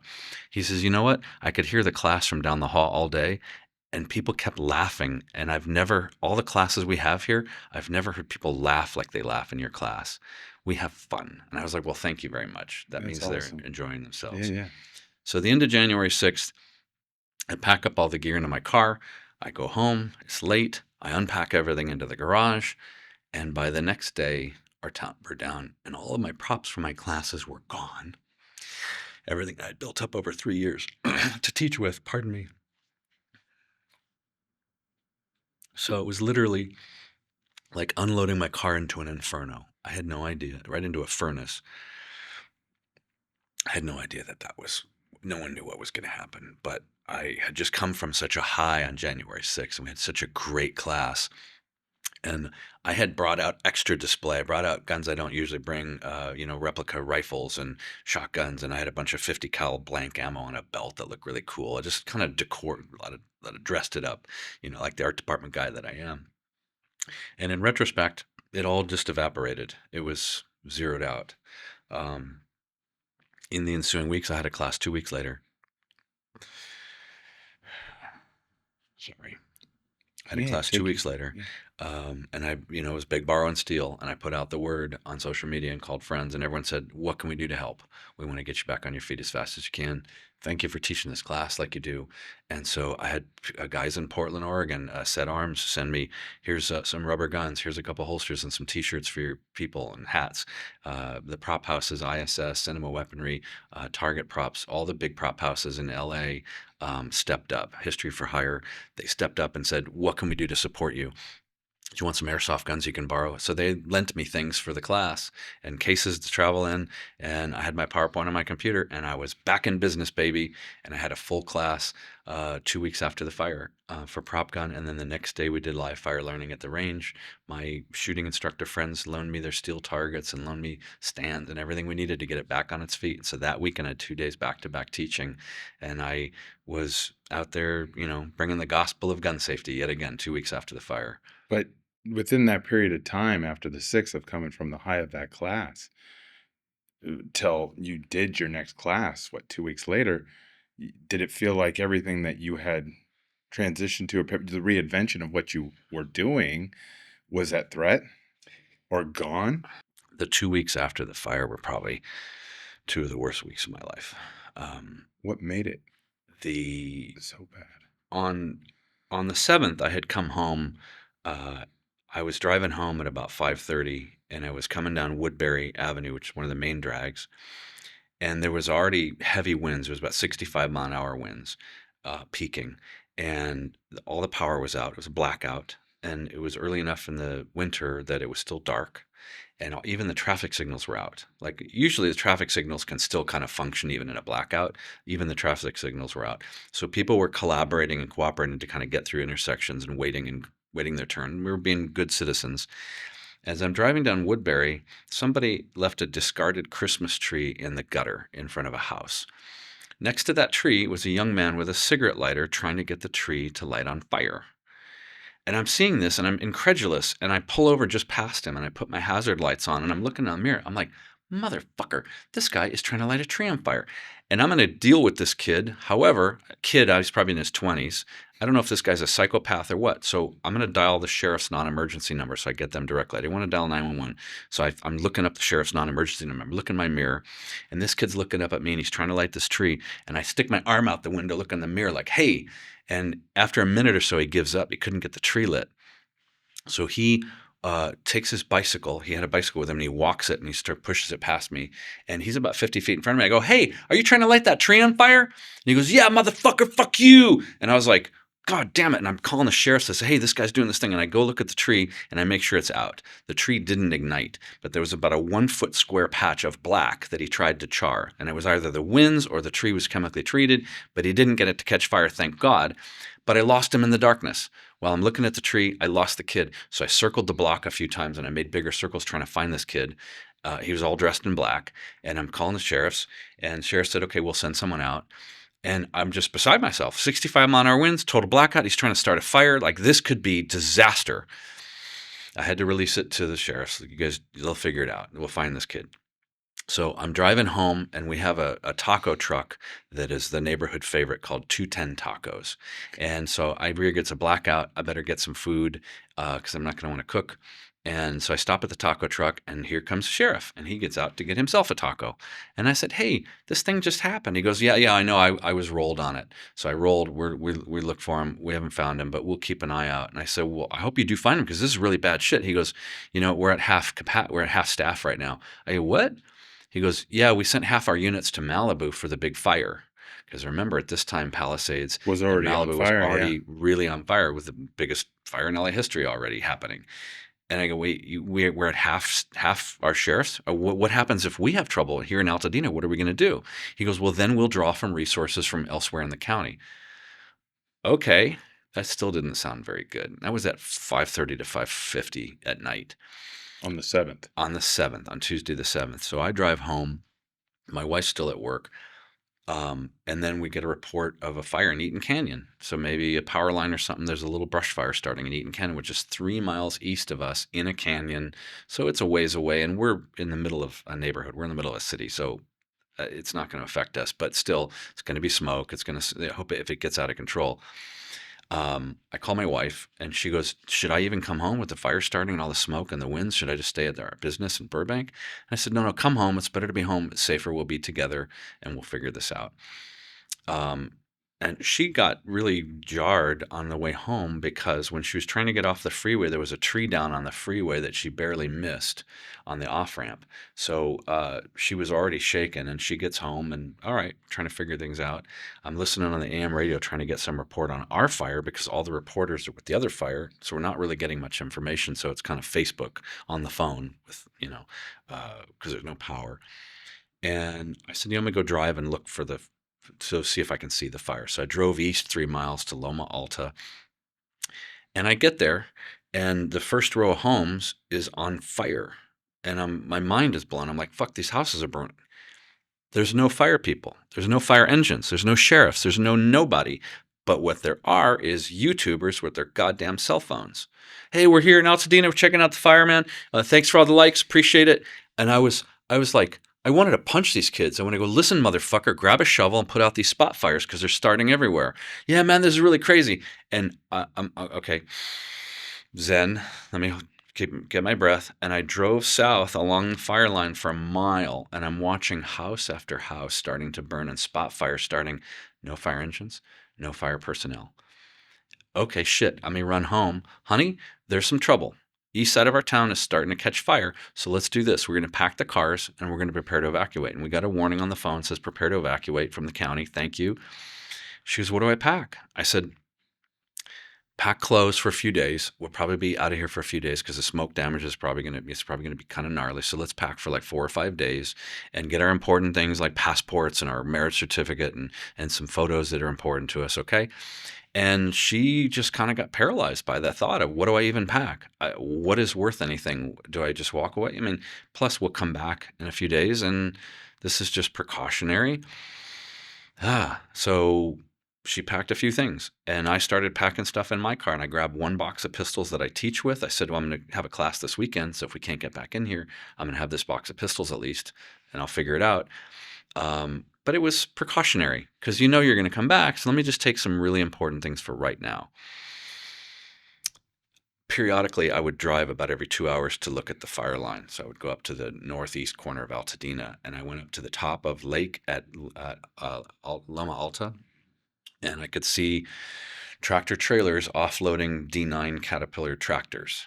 And they were fire tractors to clear Yeah. fire break. And I said, all right, well, someone's doing something. That's a good sign. And I come back, but the fire has now come up through the canyon onto the mountain, and it's really going. And at 10 o'clock at night, we had, power outage, and with flashlights in the house, you could see the air was just thick with smoke. My wife says, you know what? I'm going to go to my sister's mid-city, so where we had refuge before. And Yeah. I said, that's a good idea because the smoke's really bad and it's not going to be good for you. So I had a KN95 mask left from the pandemic. And so we found the cat, put him in a cat carrier, packed her car, sent her off. I said, honey, I'll be right behind you, which I didn't know at the time was a lie because I decided that I'm going to wet our house down and I'm going to wet the roof and fight the winds and wet the shrubs and wet the trees and wet everything I can. So we have a 100-foot hose in the front, a 100-foot hose in the back, and I made circles around the house and I put out little spot fires because things would there's embers coming from this Yeah. fire. And at midnight or so, I went and took a trip. At 2 o'clock or so, I took a trip. I went due north, the top of Marengo, and I could see Farnsworth Park was on fire. I'm like, shit, that's a mile. That's really close. This thing's really starting to move over the mountains. That's not good. I went back to our house. Again, watering. I actually went in the garage and I found a reflective yellow vest. And I thought, if there's first responders, they'll see me with their lights. And at least maybe they can either come warn me or help me or something, kind of get high visibility. So what time is it? 3, 4 in the morning. You're just running on adrenaline. Oh, complete adrenaline. I was exhausted. My arms were above my head. I had an AM radio in my hand because the wind was so strong, I couldn't leave the radio anywhere and hear it. So I had a shower radio that I could have in my hand, and I had a flashlight. I had a clip light on my hat so I could see what I was doing. And my arms are up here, and then I'd switch the radio because my arms would just get exhausted. I'm trying to get up on the roof as much as I could, just spray, spray, spray. And big winds would come up. I'd hit the shrubs. It was terrifying. And at some point around 2 in the morning, there was a house kitty corner to us across Marengo and up a block on poppy fields. That house started popping off and I could hear pop, pop, pop, pop, pop. And I look and there's a fire and it's an eye shot of me. And I'm like, oh shit. And then I'm looking and below us, I look off our alley and I can see a house right across the street that's a gazebo starting to go up. I'm like, fuck. That's close. And I just redoubled my efforts. I'm going to water this motherfucker. I'm going to save this house. This is our house. We fucking fought for this. We saved for this. Everything we own is here. I'm going to save this fucking house. And a fire engine shows up at the house on Poppy Field in Marengo, and they try to fight that fire. And they're I don't know, time is very amorphous now to try to think back, but they were there 45 minutes or an hour maybe. And then they packed up and left. They couldn't, they were like, okay, what can we do? I'm guessing because they were gone. And I figured, in my mind, by the time the fire gets to my house, if it gets this far in our little block, then I'll have to leave. and the smoke was so thick that I couldn't see really anything beyond 10 feet. So I had a flashlight I put in the dash of my car and turned it on. So it was pointed at the hood. So I had a little light source so I could always find my car. So I knew that's my way out. So keep watering, watering, hit the spot fires. There's my way out. Just kind of keep that in the back of my mind. I had one box of mementos I grabbed in the kitchen. I still have my dad's LA County Sheriff's mug that he gave me as a kid. I put that, put this, put a few things. And so if I have to go, I'm going to come back and get this box. I'll grab that on the way out. And then at 5 in the morning, 5:05, I heard this crashing, and it was a big branch, this big around from our 80-foot tall eucalyptus tree, crashed onto my car. And I remember my wife saying, "You need to put your car at the front of the driveway so it doesn't get trapped by a tree." And I was like, "Oh shit, that's a real thing." Like, she was right. This is a real thing. And at this point, we had the 100-mile-an-hour gusts, and embers are going horizontally. There's no falling, it's just horizontal. And there were chunks that were 3 to 6 inches of material, tree, house, I don't know what the fuck they were, roof tiles, landing around me, and our hedge is starting to go. And I'm putting the hedge out for a minute or so. And I look back, and our neighbors have this king palm tree. It's like a palm tree, but they're fat, big around. And it's about 20 foot tall. It's probably from the 1950s. Big, beautiful king palm. And I'm watching the embers hit it, hit it, hit it. And at this time, the temperature, ambient temperature, is easily over 125. It was an oven. And I'm wetting myself down so I don't catch, because I'm seeing things just catch. And I'm watching the embers hit the king palm tree. It's right on our fence against the neighbors. And I see the thing light up like a candle, like boom, the whole thing is immediately engulfed. And it's spraying 9 foot of flames, just waving flames in the wind. And it's going for our trees, our fence, and near our house. And between the branch, the noise, the palm tree, okay, gotta go. And I didn't even grab the box of mementos. I just got in the car, found the car, hit the gas, and I couldn't see beyond 9 feet in front of the car because the smoke was so thick. So I pull out, and there's branches, and I'm driving around branches and driving around cars. But what I could see through the smoke was the illumination of homes. Here's a gazebo. There's a front porch. There's a play set. Here's the front door. And I make a left on a Marengo, and I'm like, I'm not at the edge of the fire. This fire has gone past me, and I drove 10 blocks. Everything's on fire, and I'm going about 5 miles an hour, just steering really slow. Okay, branch, a branch. I got to recirculate air so I don't get all the smoke in the car. I'm like trying to think of these things, hazards on, and 10 blocks of hell. It was, and the only thing I can think of is hell. It was just a fucking inferno. It was my town. The town that we loved, that we were so proud of. Everything is on fire. And in my brain, does not compute. I cannot believe this is real. Like, oh shit, my lizard brain says survive, get out, do what you need to do. But my intellectual brain is, this can't be happening. We live in a city. Cities have firefighters and fire hydrants and all that shit. This is not happening. Um, and I got out of there by the skin of my teeth. And the end of the next day, we snuck past the lines where all the cops and firefighters were, and we went back to see the house, and it was just a pile of ash. Everything we owned was a pile of ash. And my sister-in-law came with me. My wife, she had to work, and I think partly she didn't want to go see it. But she knew? She knew. We got an alert from one of our neighbors, texted us saying that another neighbor had been back to the neighborhood, and they just said, it's all gone. 3 words, it's all gone. So I knew somehow that the house was gone, but I still had hope. I had to see it for myself. I had to know for sure. And I wanted to know, how did it go? Like, I fought it, and I wet it down, and I wetted it down so much. And we went back, and like my motorcycle, I talked to you about my KTM 1290 GT. My bike was my pride and joy. I did so many things on that were not necessarily legal either. And that bike I called Alfie, because there's an Austrian bike where they speak German, and it was the fastest bike on the planet. And if someone came up to me, I'd say, Auf Wiedersehen, Alfie. Yeah. So, bye-bye. Just roll on a little power. That bike the frame was on the driveway in a puddle of molten metal. It melted away. It was a fucking blast furnace. Nothing that wasn't good quality steel melted away. All my replica rifles are just evaporated because they were pot metal. It just wasn't strong enough. Anything aluminum, brass, everything is toast. Our washer and dryer was still there because they're designed to stand heat. The fireplace was there, of course. Our barbecue was still there. I had just 2 weeks earlier filled up our propane tank in our barbecue. We were cooking, and the propane tank was fine. It was in the belly of the barbecue, and it was perfectly fine. I'm like, Wow. how did that even happen? But other stuff, I had a gun locker that had some wood in it, and the wood had caught fire. It incinerated. So propane tank fine, wood not so fine. Ammunition is obviously.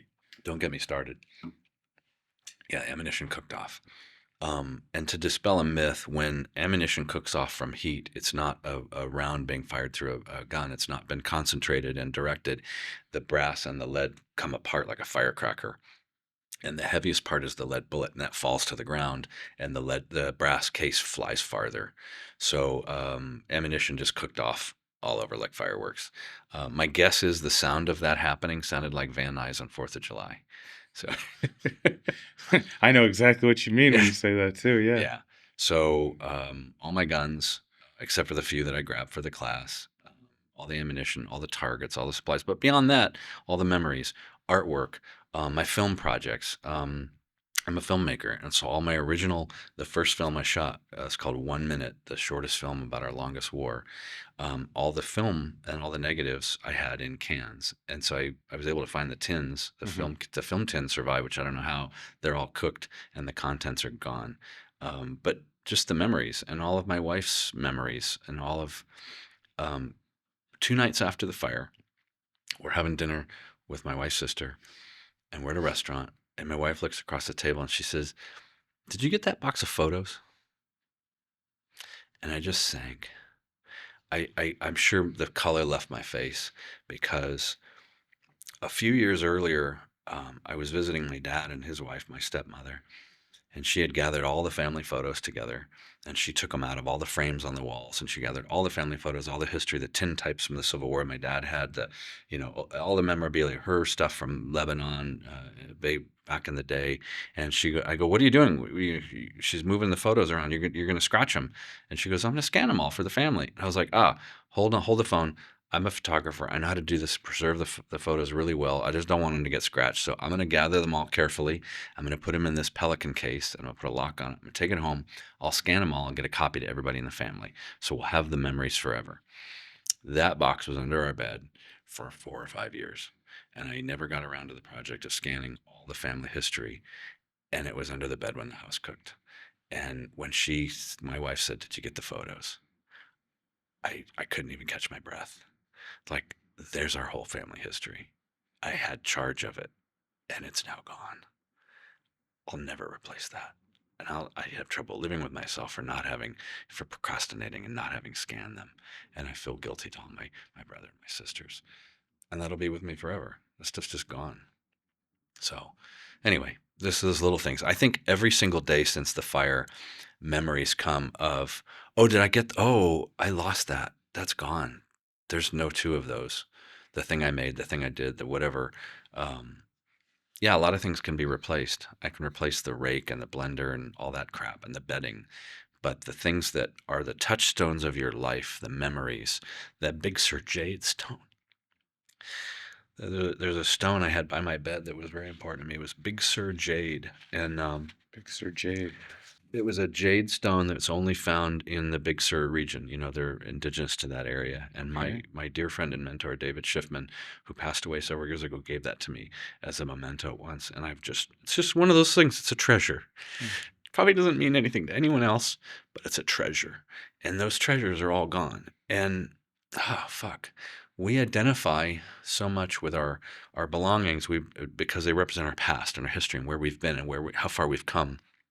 And when those belongings are no longer in existence, I think we feel less whole of ourself. And all the family photos, just those family photos, but every photos of me growing up, high school yearbooks and stuff that I actually did refer to occasionally. Go, "Oh, look at me when I was a kid. Isn't that great?"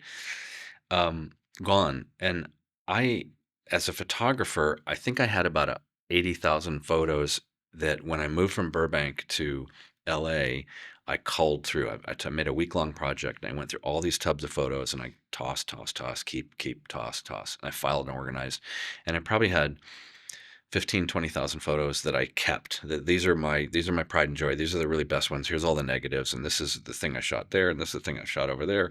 And I was really proud of that stuff. It was really important to me to hold on to that because I thought someday if I pass away, maybe if I have a kid, they'll want to see the body of my work, and this will live on, and they'll go look at these photos that maybe impact the world in some way. It's our ego kicks in. Gone. Just zero that out. That's not a thing anymore. Those thoughts in the back of your head. And on the upshot, quite sincerely, I had a daunting project coming of cleaning the garage, and I don't have to do that now. It was daunted. Like, all these things are important. What do I get rid of? How do I organize these? This is weighing heavy on my shoulders. I'm working so much, but when can I deal with this? I don't have to deal with that ever again. I never had to deal with the termites that we dealt with in our fence. I never have to deal with, there's some things that went away that I can go, what a relief.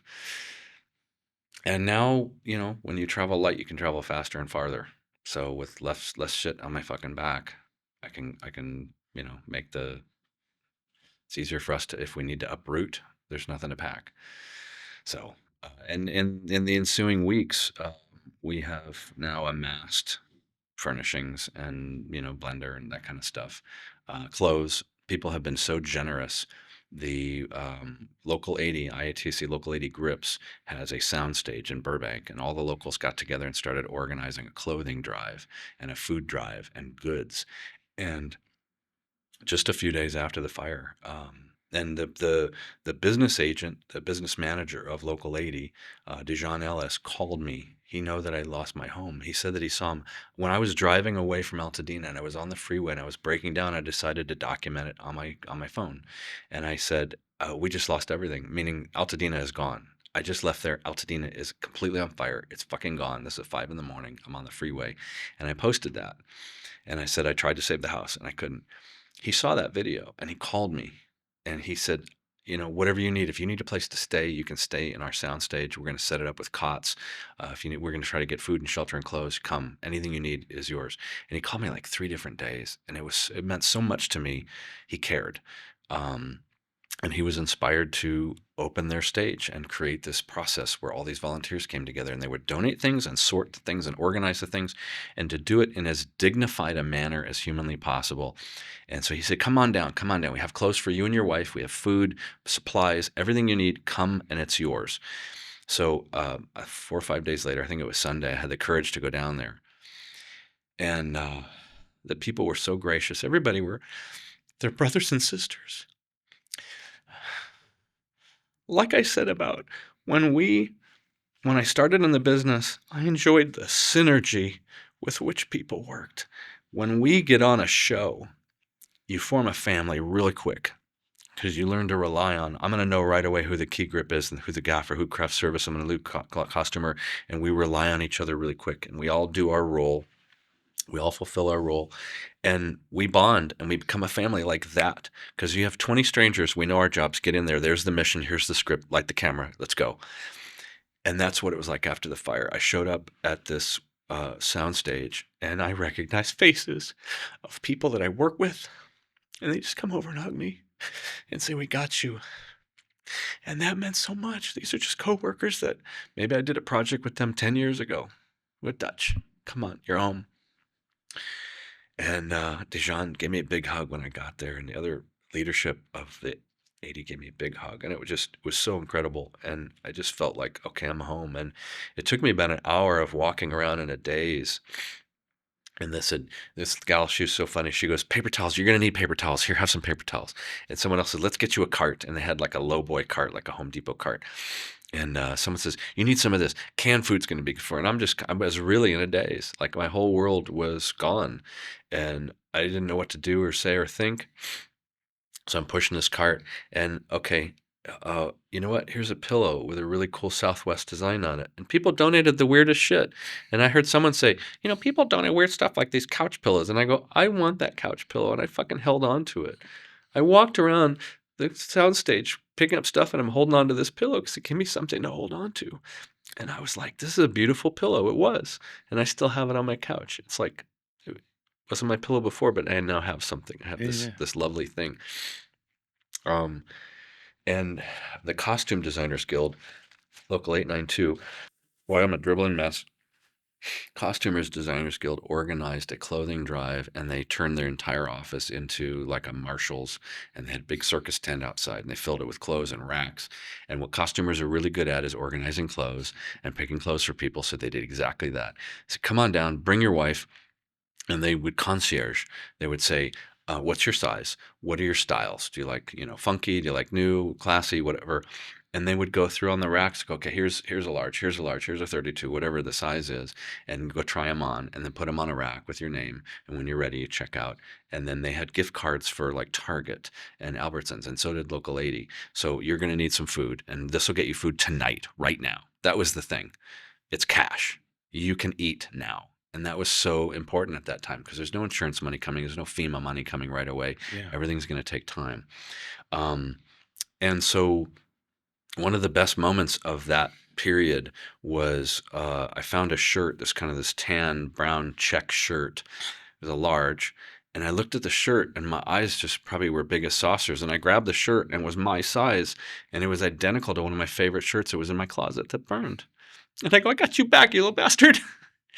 And I wear that shirt all the time because it's like a touch to I have my shirt again, someone donated it. They didn't know what it would mean to somebody, but it meant the world to me to have that shirt back. It wasn't the same shirt, but it is to me. Um, it's been the outpouring of support from people has been so amazing, and it's been so heartfelt and genuine, and people want to help. In the very beginning, people are like, well, I can help you tear down your house, build your house, whatever. I'm like, it's too early for that. We're going to need that help later. That help, I appreciate it. And you're all impassioned and you see the suffering we're going through, but we need to spread this out over time. We need to spread this out over a period of time. One of the weirdest and most wonderful moments of this whole process, after the fire, all of a sudden I started to get a lot of work. I haven't had work in a long time, and suddenly there's a glut. One of my clients is a box store that I prop master commercials for. They typically do 2 a year. This year they decided to do 3, and they were going to do a big special outlining all of the appliances that their many vendors sell. So we rented 2 big sound stages in the valley, and they would build a kitchen for like Samsung products. And it was a full kitchen with countertops and curtains and windows, and it would have a refrigerator, and it have a dishwasher, and it would have a stove. We built full kitchen, and then they would have a laundry room attached, and here's a washer and dryer. And then over here is one for LG, and the refrigerator and the washer and dryer and all that stuff. Full kitchens. We built 8 kitchens. It was a big commercial. Massive crew, and I'm prop mastering this, and I was so excited to be working again, and it was good to have my eye on work instead of the house for a little bit. And it was a big undertaking. And then I get a call from another show that I'd done 3 years ago that just came back, and the director asked for me to be the armorer. It's a big honor for the director to say, I want you to be the armorer. And oh, absolutely, I'll be right there. And of course, those days conflicted with the commercial. Not enough work, too much work. So I had my assistant bump up on the commercial and become the prop master for the last 2 days of shooting. That's fine. He knows the ropes. He's a prop master. He can do it. And then I go on to the other show to be an armorer. So on that Thursday of that week, I transitioned from the commercial to Warner Brothers Studios, and I'm there at the venerable 1920s Warner Brothers Studio on stage 6, right at the gate 3, right where everyone comes in. And I'm looking at the plaque, and it's showing Casablanca was filmed here, and all these great films were filmed in this stage. And I'm standing in what to me is hallowed ground for the film industry. Like all the great lots like Paramount and Sony, which used to be MGM, you're standing there, you're in a space where all this magic has been made. So to me, I was just really like filled with gratitude. I'm under the big Warner Brothers sign on the edge of the stage that everyone sees. Anyway, so I'm on the show, and there's a scene that requires a Glock 9mm pistol, and we're going to fire some blanks, and a guy with a tactical Benelli M4 shotgun. And so I'm getting ready to choreograph the scene, and I'm on standby, and my phone vibrates, and it's the product coordinator, producer guy from the commercial. And I'm like, oh shit. Like I got my people running that job, but what's going on? I go, hey, what's going on, Adam? He says, hey, I got some good news for you. What? I'm on a dark stage. What's the good news? He goes, we did a drawing and you won $5 day. I go, wait, what? So in the film business, a lot of times on a Friday, they'll take a kitty and everyone will put in $5 and you get a raffle ticket. And then someone will draw the ticket and that person gets the pot. Yeah. And we've never done that on these commercials, but they decided to do that this time.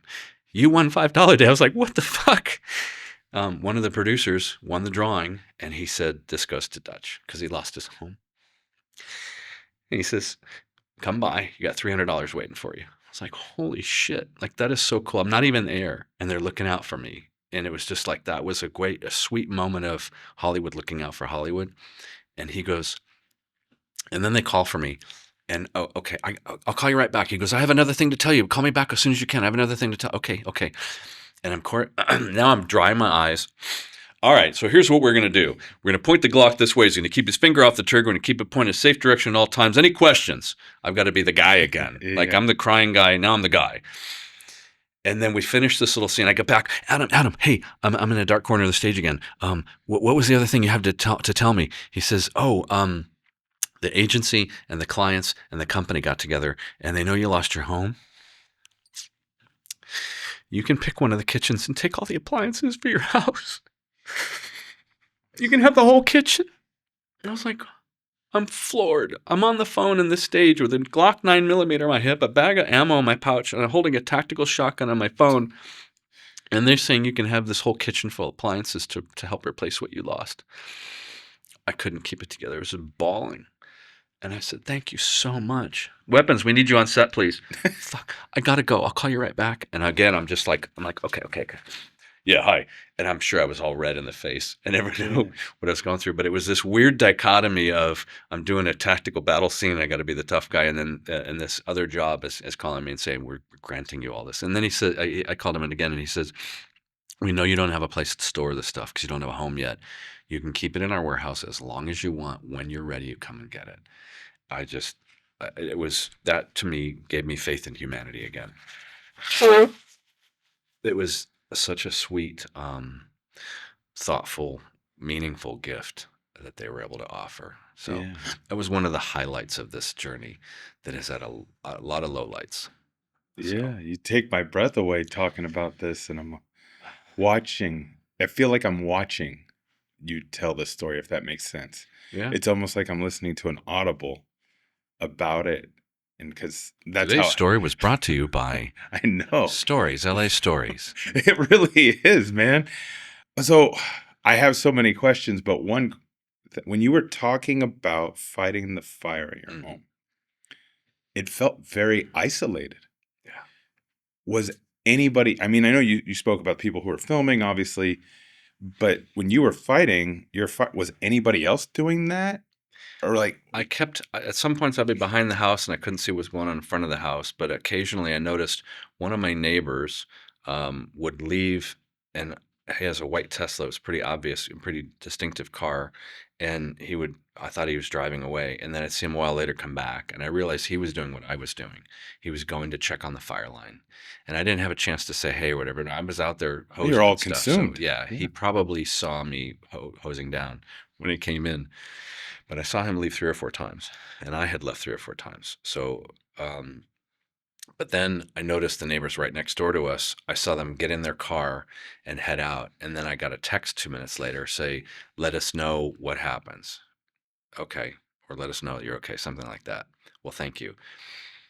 And at that point, my wife had been gone for a couple hours. And then I did see the neighbor leave, the guy in the white Tesla leave, and then not come back. I didn't see him come back. So I figured, well, he must have packed up.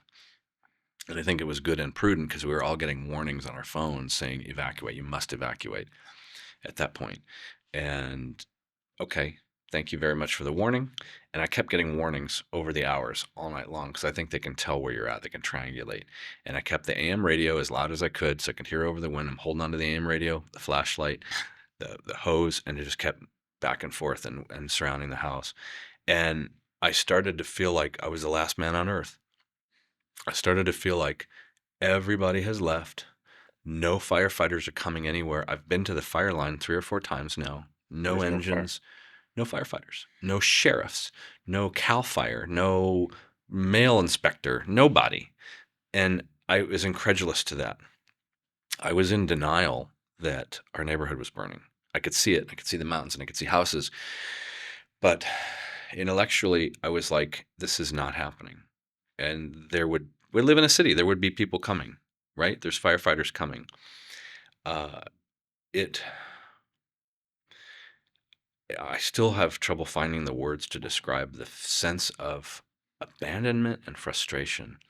One of the times when I drove east to inspect the fire line, I went into this neighborhood and I'm watching this beautiful home and cars on fire that I had walked by a million times when we take walks through the neighborhood. And I'm watching embers go, and I'm watching a spot fire starting in this house on the lawn. And I'm like, I could go kick that out. I could get a shovel and maybe dig it out. Fuck, I got to go save my house. Like, I can't be here doing this, and I'm all by myself. There's nobody here. This neighborhood is vacant. It is eerie. The eeriest thing was the silence punctuated by roaring wind and crackling fire. One of the eeriest things was when I drove east to go to Loma Alta, when it was Mount Curve. I went to Mount Curve, and I could see the houses on fire, spot fire starting, not a soul around, not a hint of a soul, but it was this eerie, it was a weird type of silence because there was no sirens, birds, normal sounds of just ambient life, but there was a ferocious wind and a crackling fire that was really a raging crackle. Like I don't even know how to describe it. And I did get a little bit of video on my phone just because I was incredulous.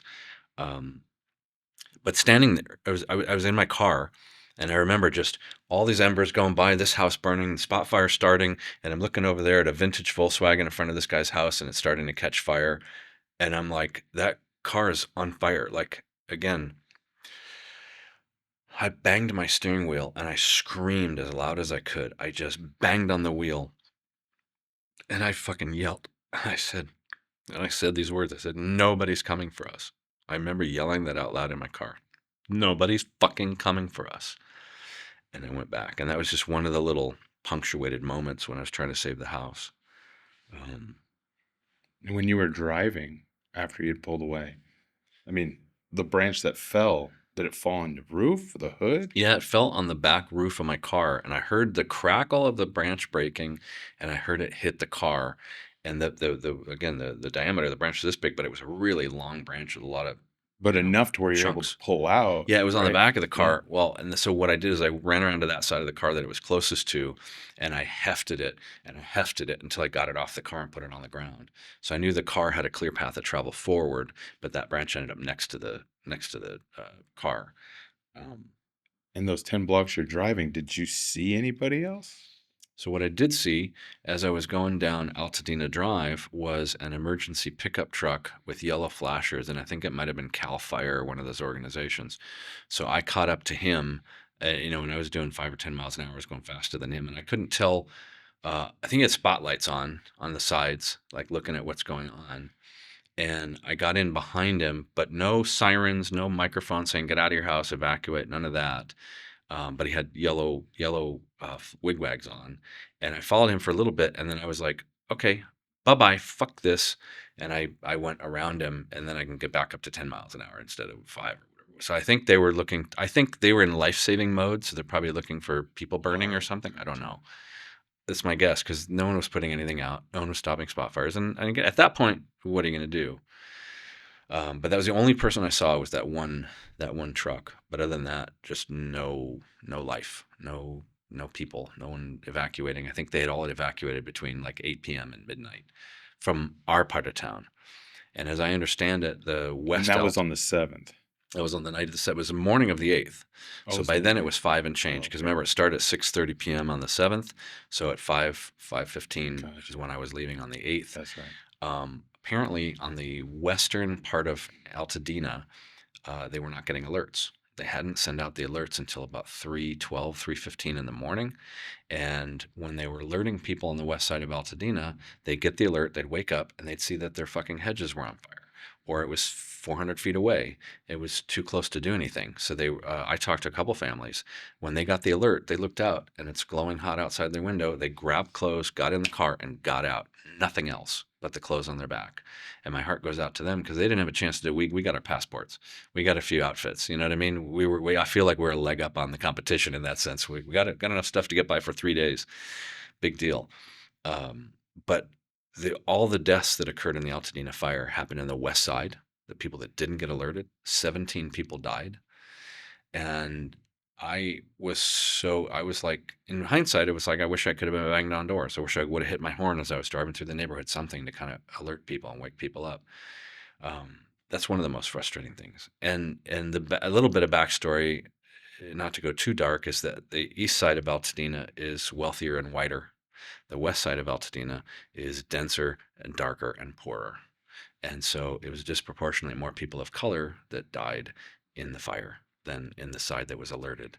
And whether it was a mechanical failure by the alerting people or people just too confused at the fire department and the sheriff's station to get the alerts out on time, people died because of that failure. And that to me is crushing. Um, there was a thing that happened a few weeks ago. So now it's 2 months after the fire, roughly, now that we're sitting here in this interview. I guess more than that.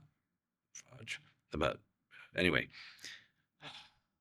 I'm staying we hop skipped from Airbnb to Airbnb, and I landed in a place on right off Melrose Avenue, and finally in a house where I can kind of land for a little bit in some safety and some solace and quiet.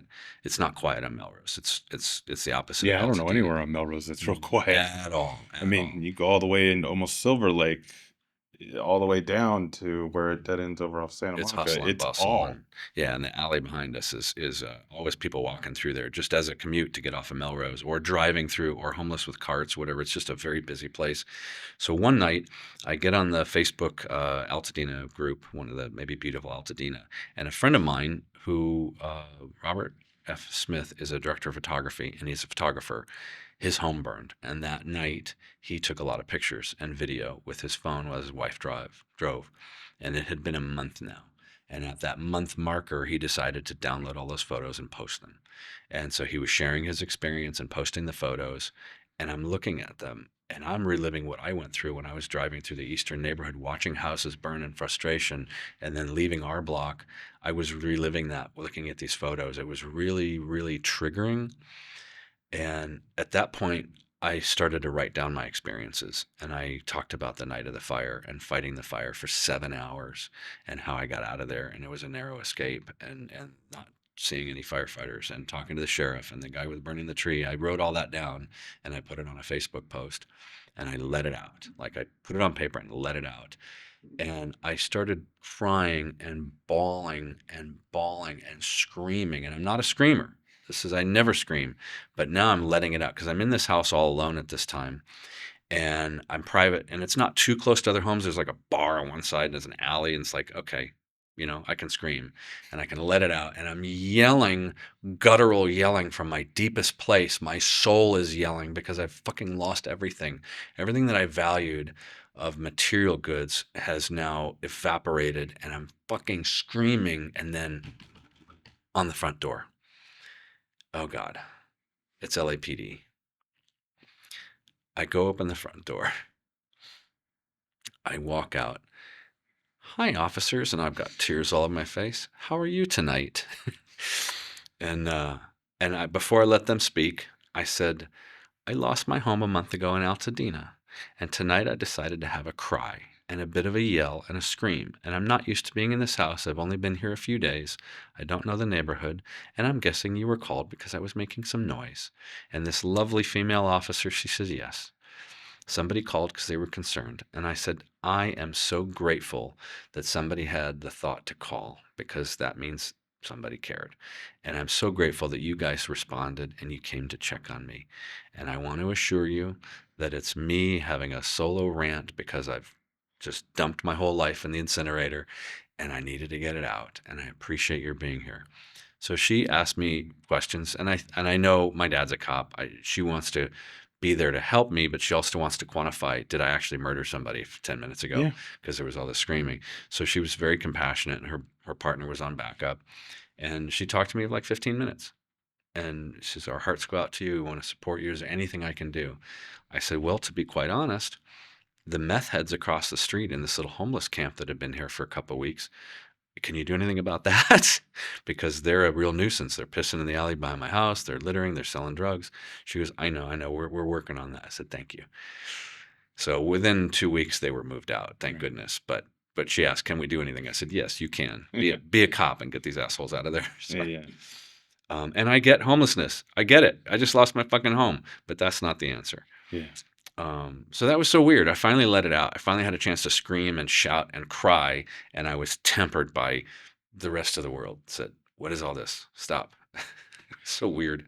It's interesting when you were talking, you've said it a couple times now where, the material goods, the things you've lost, and you get emotional when talking about them, um, because the value you place on them it's so personal to you. Yeah.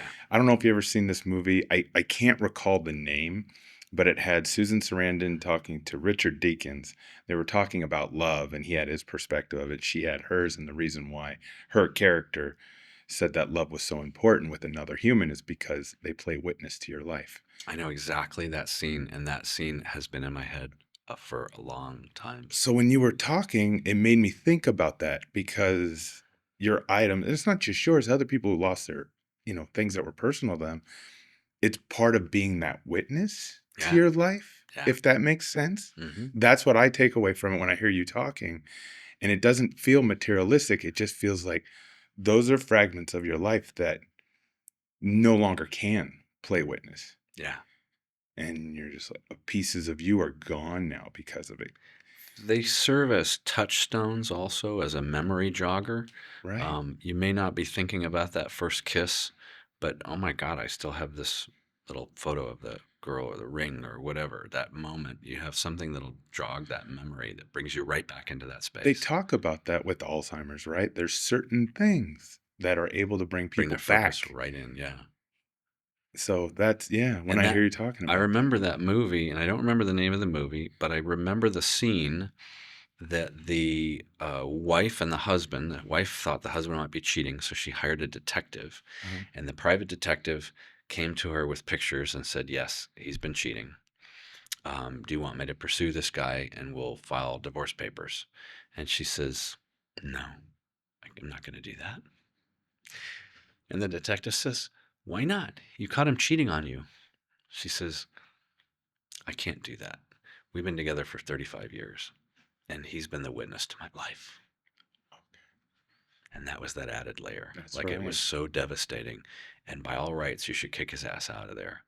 But he's been the witness to my life. And that's the way I feel with my wife, that, she's the witness to the last 12 years we've been together. I was just going to ask, when did she go from girlfriend to wife? Because when you were first talking about her and you brought her up, you So, said girlfriend. And then yeah, during the fire porch, you would refer to her as your yeah.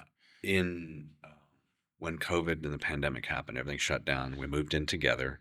And right after the move, she was diagnosed with an illness, a very serious thing, and she had no health insurance because her job went away and the insurance went away. So I said, "Well, we're getting married." She needed surgery right away. It was a pressing matter. So we ran down to the courthouse. A few days later, we got our papers and we got hitched at the county clerk. And we didn't have a wedding. We didn't have gifts. We didn't have all the stuff that comes with a wedding. And it was COVID. Everyone's on lockdown. And this was early COVID too. It was early pandemic. So there was a plexiglass barrier and a small hole where you'd put money through for the clerk. And my wife and I, in our masks, were standing in front of the clerk, and they actually had very sweet vows written at the county. I would thought it was very warm and empathetic, and kind of religious neutral, which was very sweet.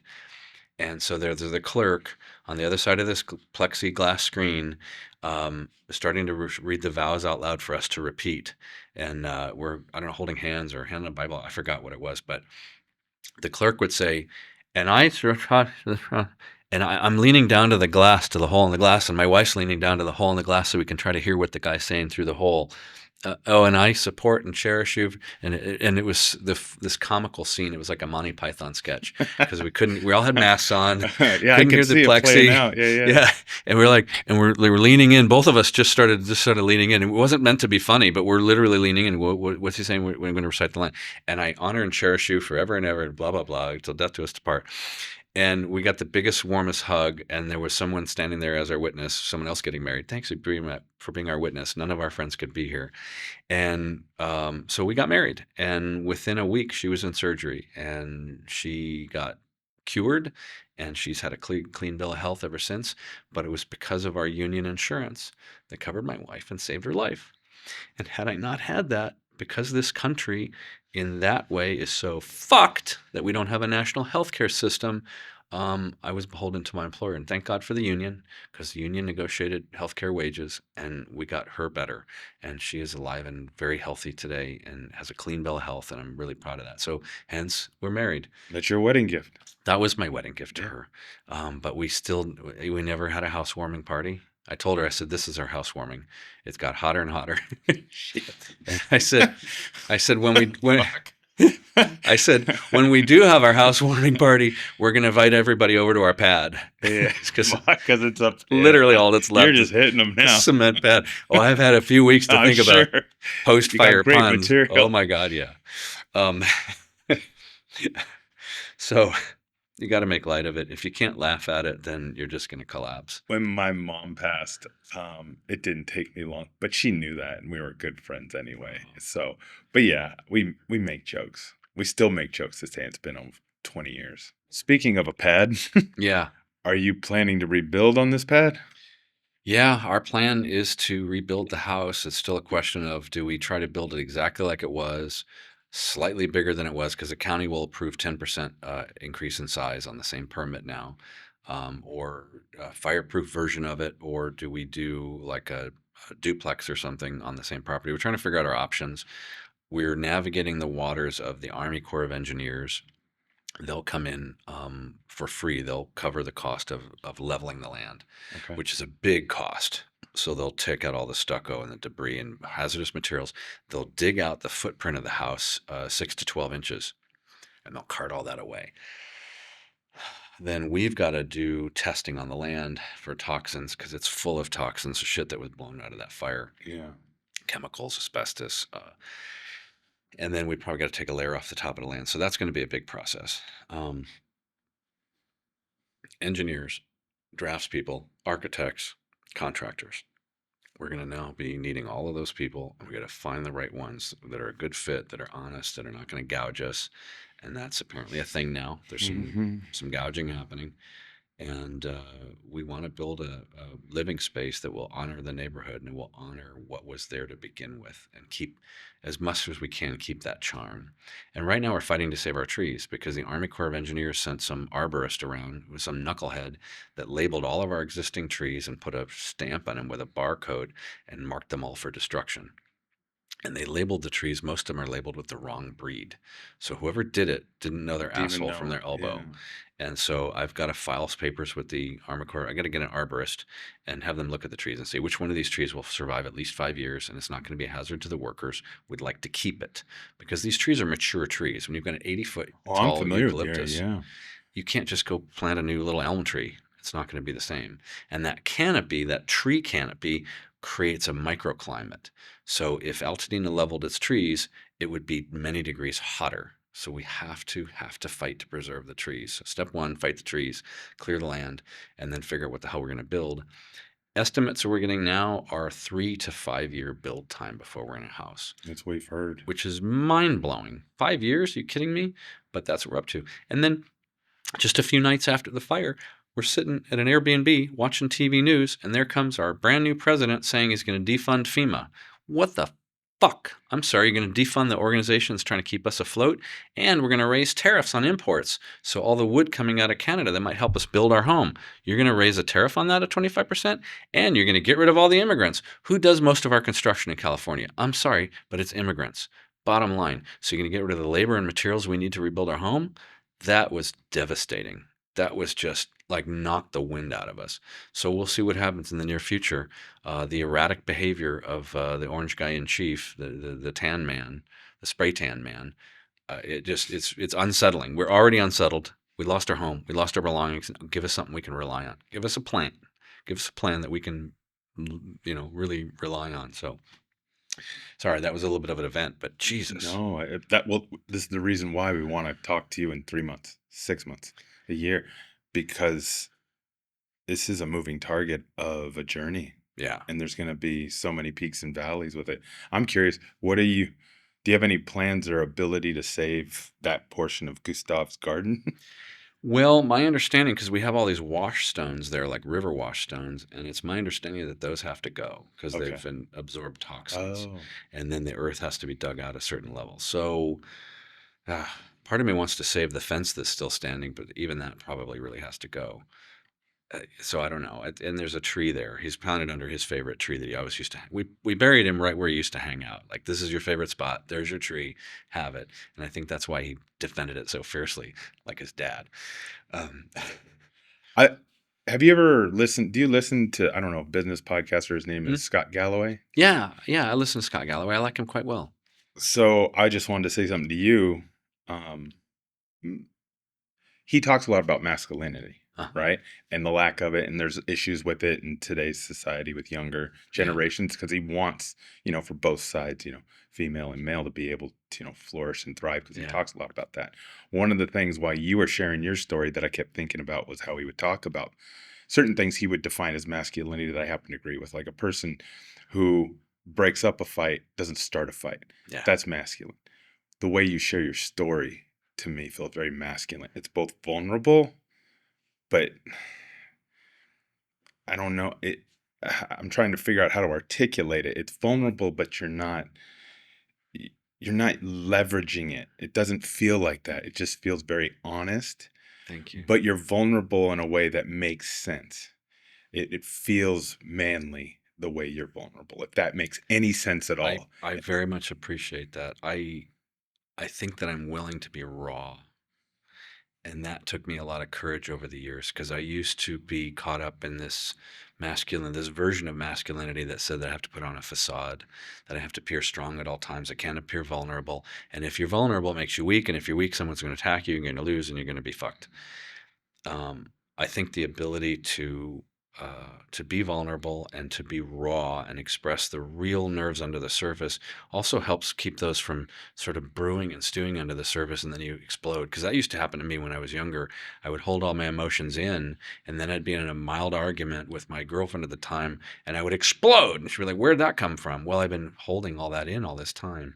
So if you can let those energies and the sadness and the sorrow and the pain and the anger and frustration come through you and be grounded and go out, allow it out in the moment, that makes you a stronger person. So I think there's a version of masculinity that really serves us, and I think we have an opportunity. We each have masculine and feminine inside of us, Yeah. and if we learn to embrace both of those and balance those, that makes us very powerful. And as a society, there are masculine traits and figures and feminine traits and figures, and we all bring something to the pie. And my wife and I, she brings a very feminine sense, and there's times when she can get fucking masculine and watch out. And I can do just the same. I try to step up and be as masculine a role I can, provide for my family, be there to just make things better for my wife, and nurture the nest. But also, I can be vulnerable and say I'm hurting, and admit that I'm hurting, and open that part of my heart and say, I don't want to use it as a flag because there's some people that wear it on their Yeah. sleeve. Here's my thing. I'm a victim, or feel bad for me because I'm hurting. No, you know what? I'm going through pain. I appreciate your help. I appreciate your helping create a safe space for me, an environment where I can let this flow out and we can be through this together. And I don't want to hold on to it. I don't want to hold on to this pain Yeah. at all. I don't want to leverage the pain. I want to fully experience the pain because it's an important fucking lesson, and I want to release it. And I think that's the only way to do it is to really go through the pain. And in a moment like this and sharing the story, because I've now in a couple months had the chance to relate the story of the fire several times. Each time is a little more catharsis. Each time is a little more, it numbs it a little bit. I'm not living it. I'm now able to step out of the story and share the story. This is what I observed that happened, not me being in that. I'm dying right now. No, I'm not dying, but I almost died. And let me share with you what happened. So I appreciate that you said that. That means a No, lot. thank you for sharing your story. And when you talk about it that way, it makes me think about, like, even I know this was a burn. Hmm. We had to treat it every day, morning and night, for 3 months for it to heal. Wow. Why wouldn't what we've gone through be the same? More burn scars. Yep. We have burn scars emotionally. I think Yep. societally, in the West in general, and America in particular, We don't honor the fact that we are both physical corpus, a physical body, and an emotional body, and those are equal parts. We don't give those the credit that we do. Yeah. Women cry all the time. They let it out, and it makes them weak. It doesn't make them weak. They're emotional people, emotional beings. We are also emotional, and until we address that, we're penting up all this anger and frustration. And I think as a society, we see that. Our society is ready to pop because we haven't expressed our emotions. And if you don't let those emotions flow through, it's going to build up so much energy. It's going to come out in explosive rage, as I did when I was young. So let's talk about it. Let's talk about masculinity. Let's talk about healing. Let's talk about pain. Let's talk about our feelings. And again, like Scott Galloway says, people aren't even engaging in dialogue at all as much anymore. Yeah. We're absorbed in the machine. And I'll converse with someone in the machine with my thumb, but then people get in front of you and they freeze. I don't know what to say. I don't know what to do. Well, look me in the eye. Yeah. Look me in the eye and see yourself.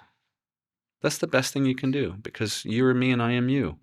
We breathe when I say we breathe the same air, I mean literally the molecules that are air have gone into my body, nourished me, and gone out and replenished and gone into you, the same fucking molecule. We are breathing the same air. We are the same people. We come from the same material. We go to the same place. We came from the same place. And until we can recognize that, it's not going to get any better. So I appreciate you having this space and a great play to, I mean, I talked forever. I don't know anyone's ever going to watch this whole thing. We'll edit it down a little bit. Yeah, you probably have to But it's awesome. mercilessly chop. And so if people want to be empowered and Yeah, talk if about there any non-toxic people, masculinity, I do teach prop gun set safety every month in LA, and I do teach it around the country. If you're in a union local, they can sponsor it. And can I see that sticker?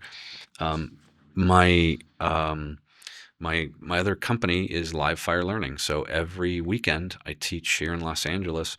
I take people that have never shot before and people that are serious shooters, because I was a competitive shooter for many years. That's what you're saying. And I'm a very good shooter, and I can even better teacher, and I can impart people that have shot for a long time how to shoot better, and people that have never held a gun, or people that are even terrified of a gun. They come into our safe space at our range. It's not full of rednecks and knuckleheads. There's no gangbangers. It's sincere people that create a safe environment to learn. And people come through there and they can shoot and they'll feel confident and they'll have a sense of responsibility and an understanding of a gun that they never had before. Do you have a website? Yeah, the website's being worked on this time. I'm sure by the time this video replays in a couple months it'll be up, but it's livefirelearning.us. This will be up next week. Okay, that's fine. But Okay. I'll get it forwarded. Okay. Live Fire Learning. And we can always update Cool. everywhere where we post this. The website does have a current calendar. Is my propgunsafety.com. So Okay. that has a calendar with both classes. Okay. So propgunsafety.com, you can find out about. You can learn the film side or go learn the sport shooting side. So Awesome. yeah. All right, You guys got to come out to the range. Would love to. Yeah, and bring a camera. Yeah. Yeah, we'll bring the whole crew. There's like 11 people. You guys can't see, but there's like 11 people behind this camera. So we may need a bus. We can bring out 11 people, sure. Thanks, Dutch. All right, my brother. All right. Cheers.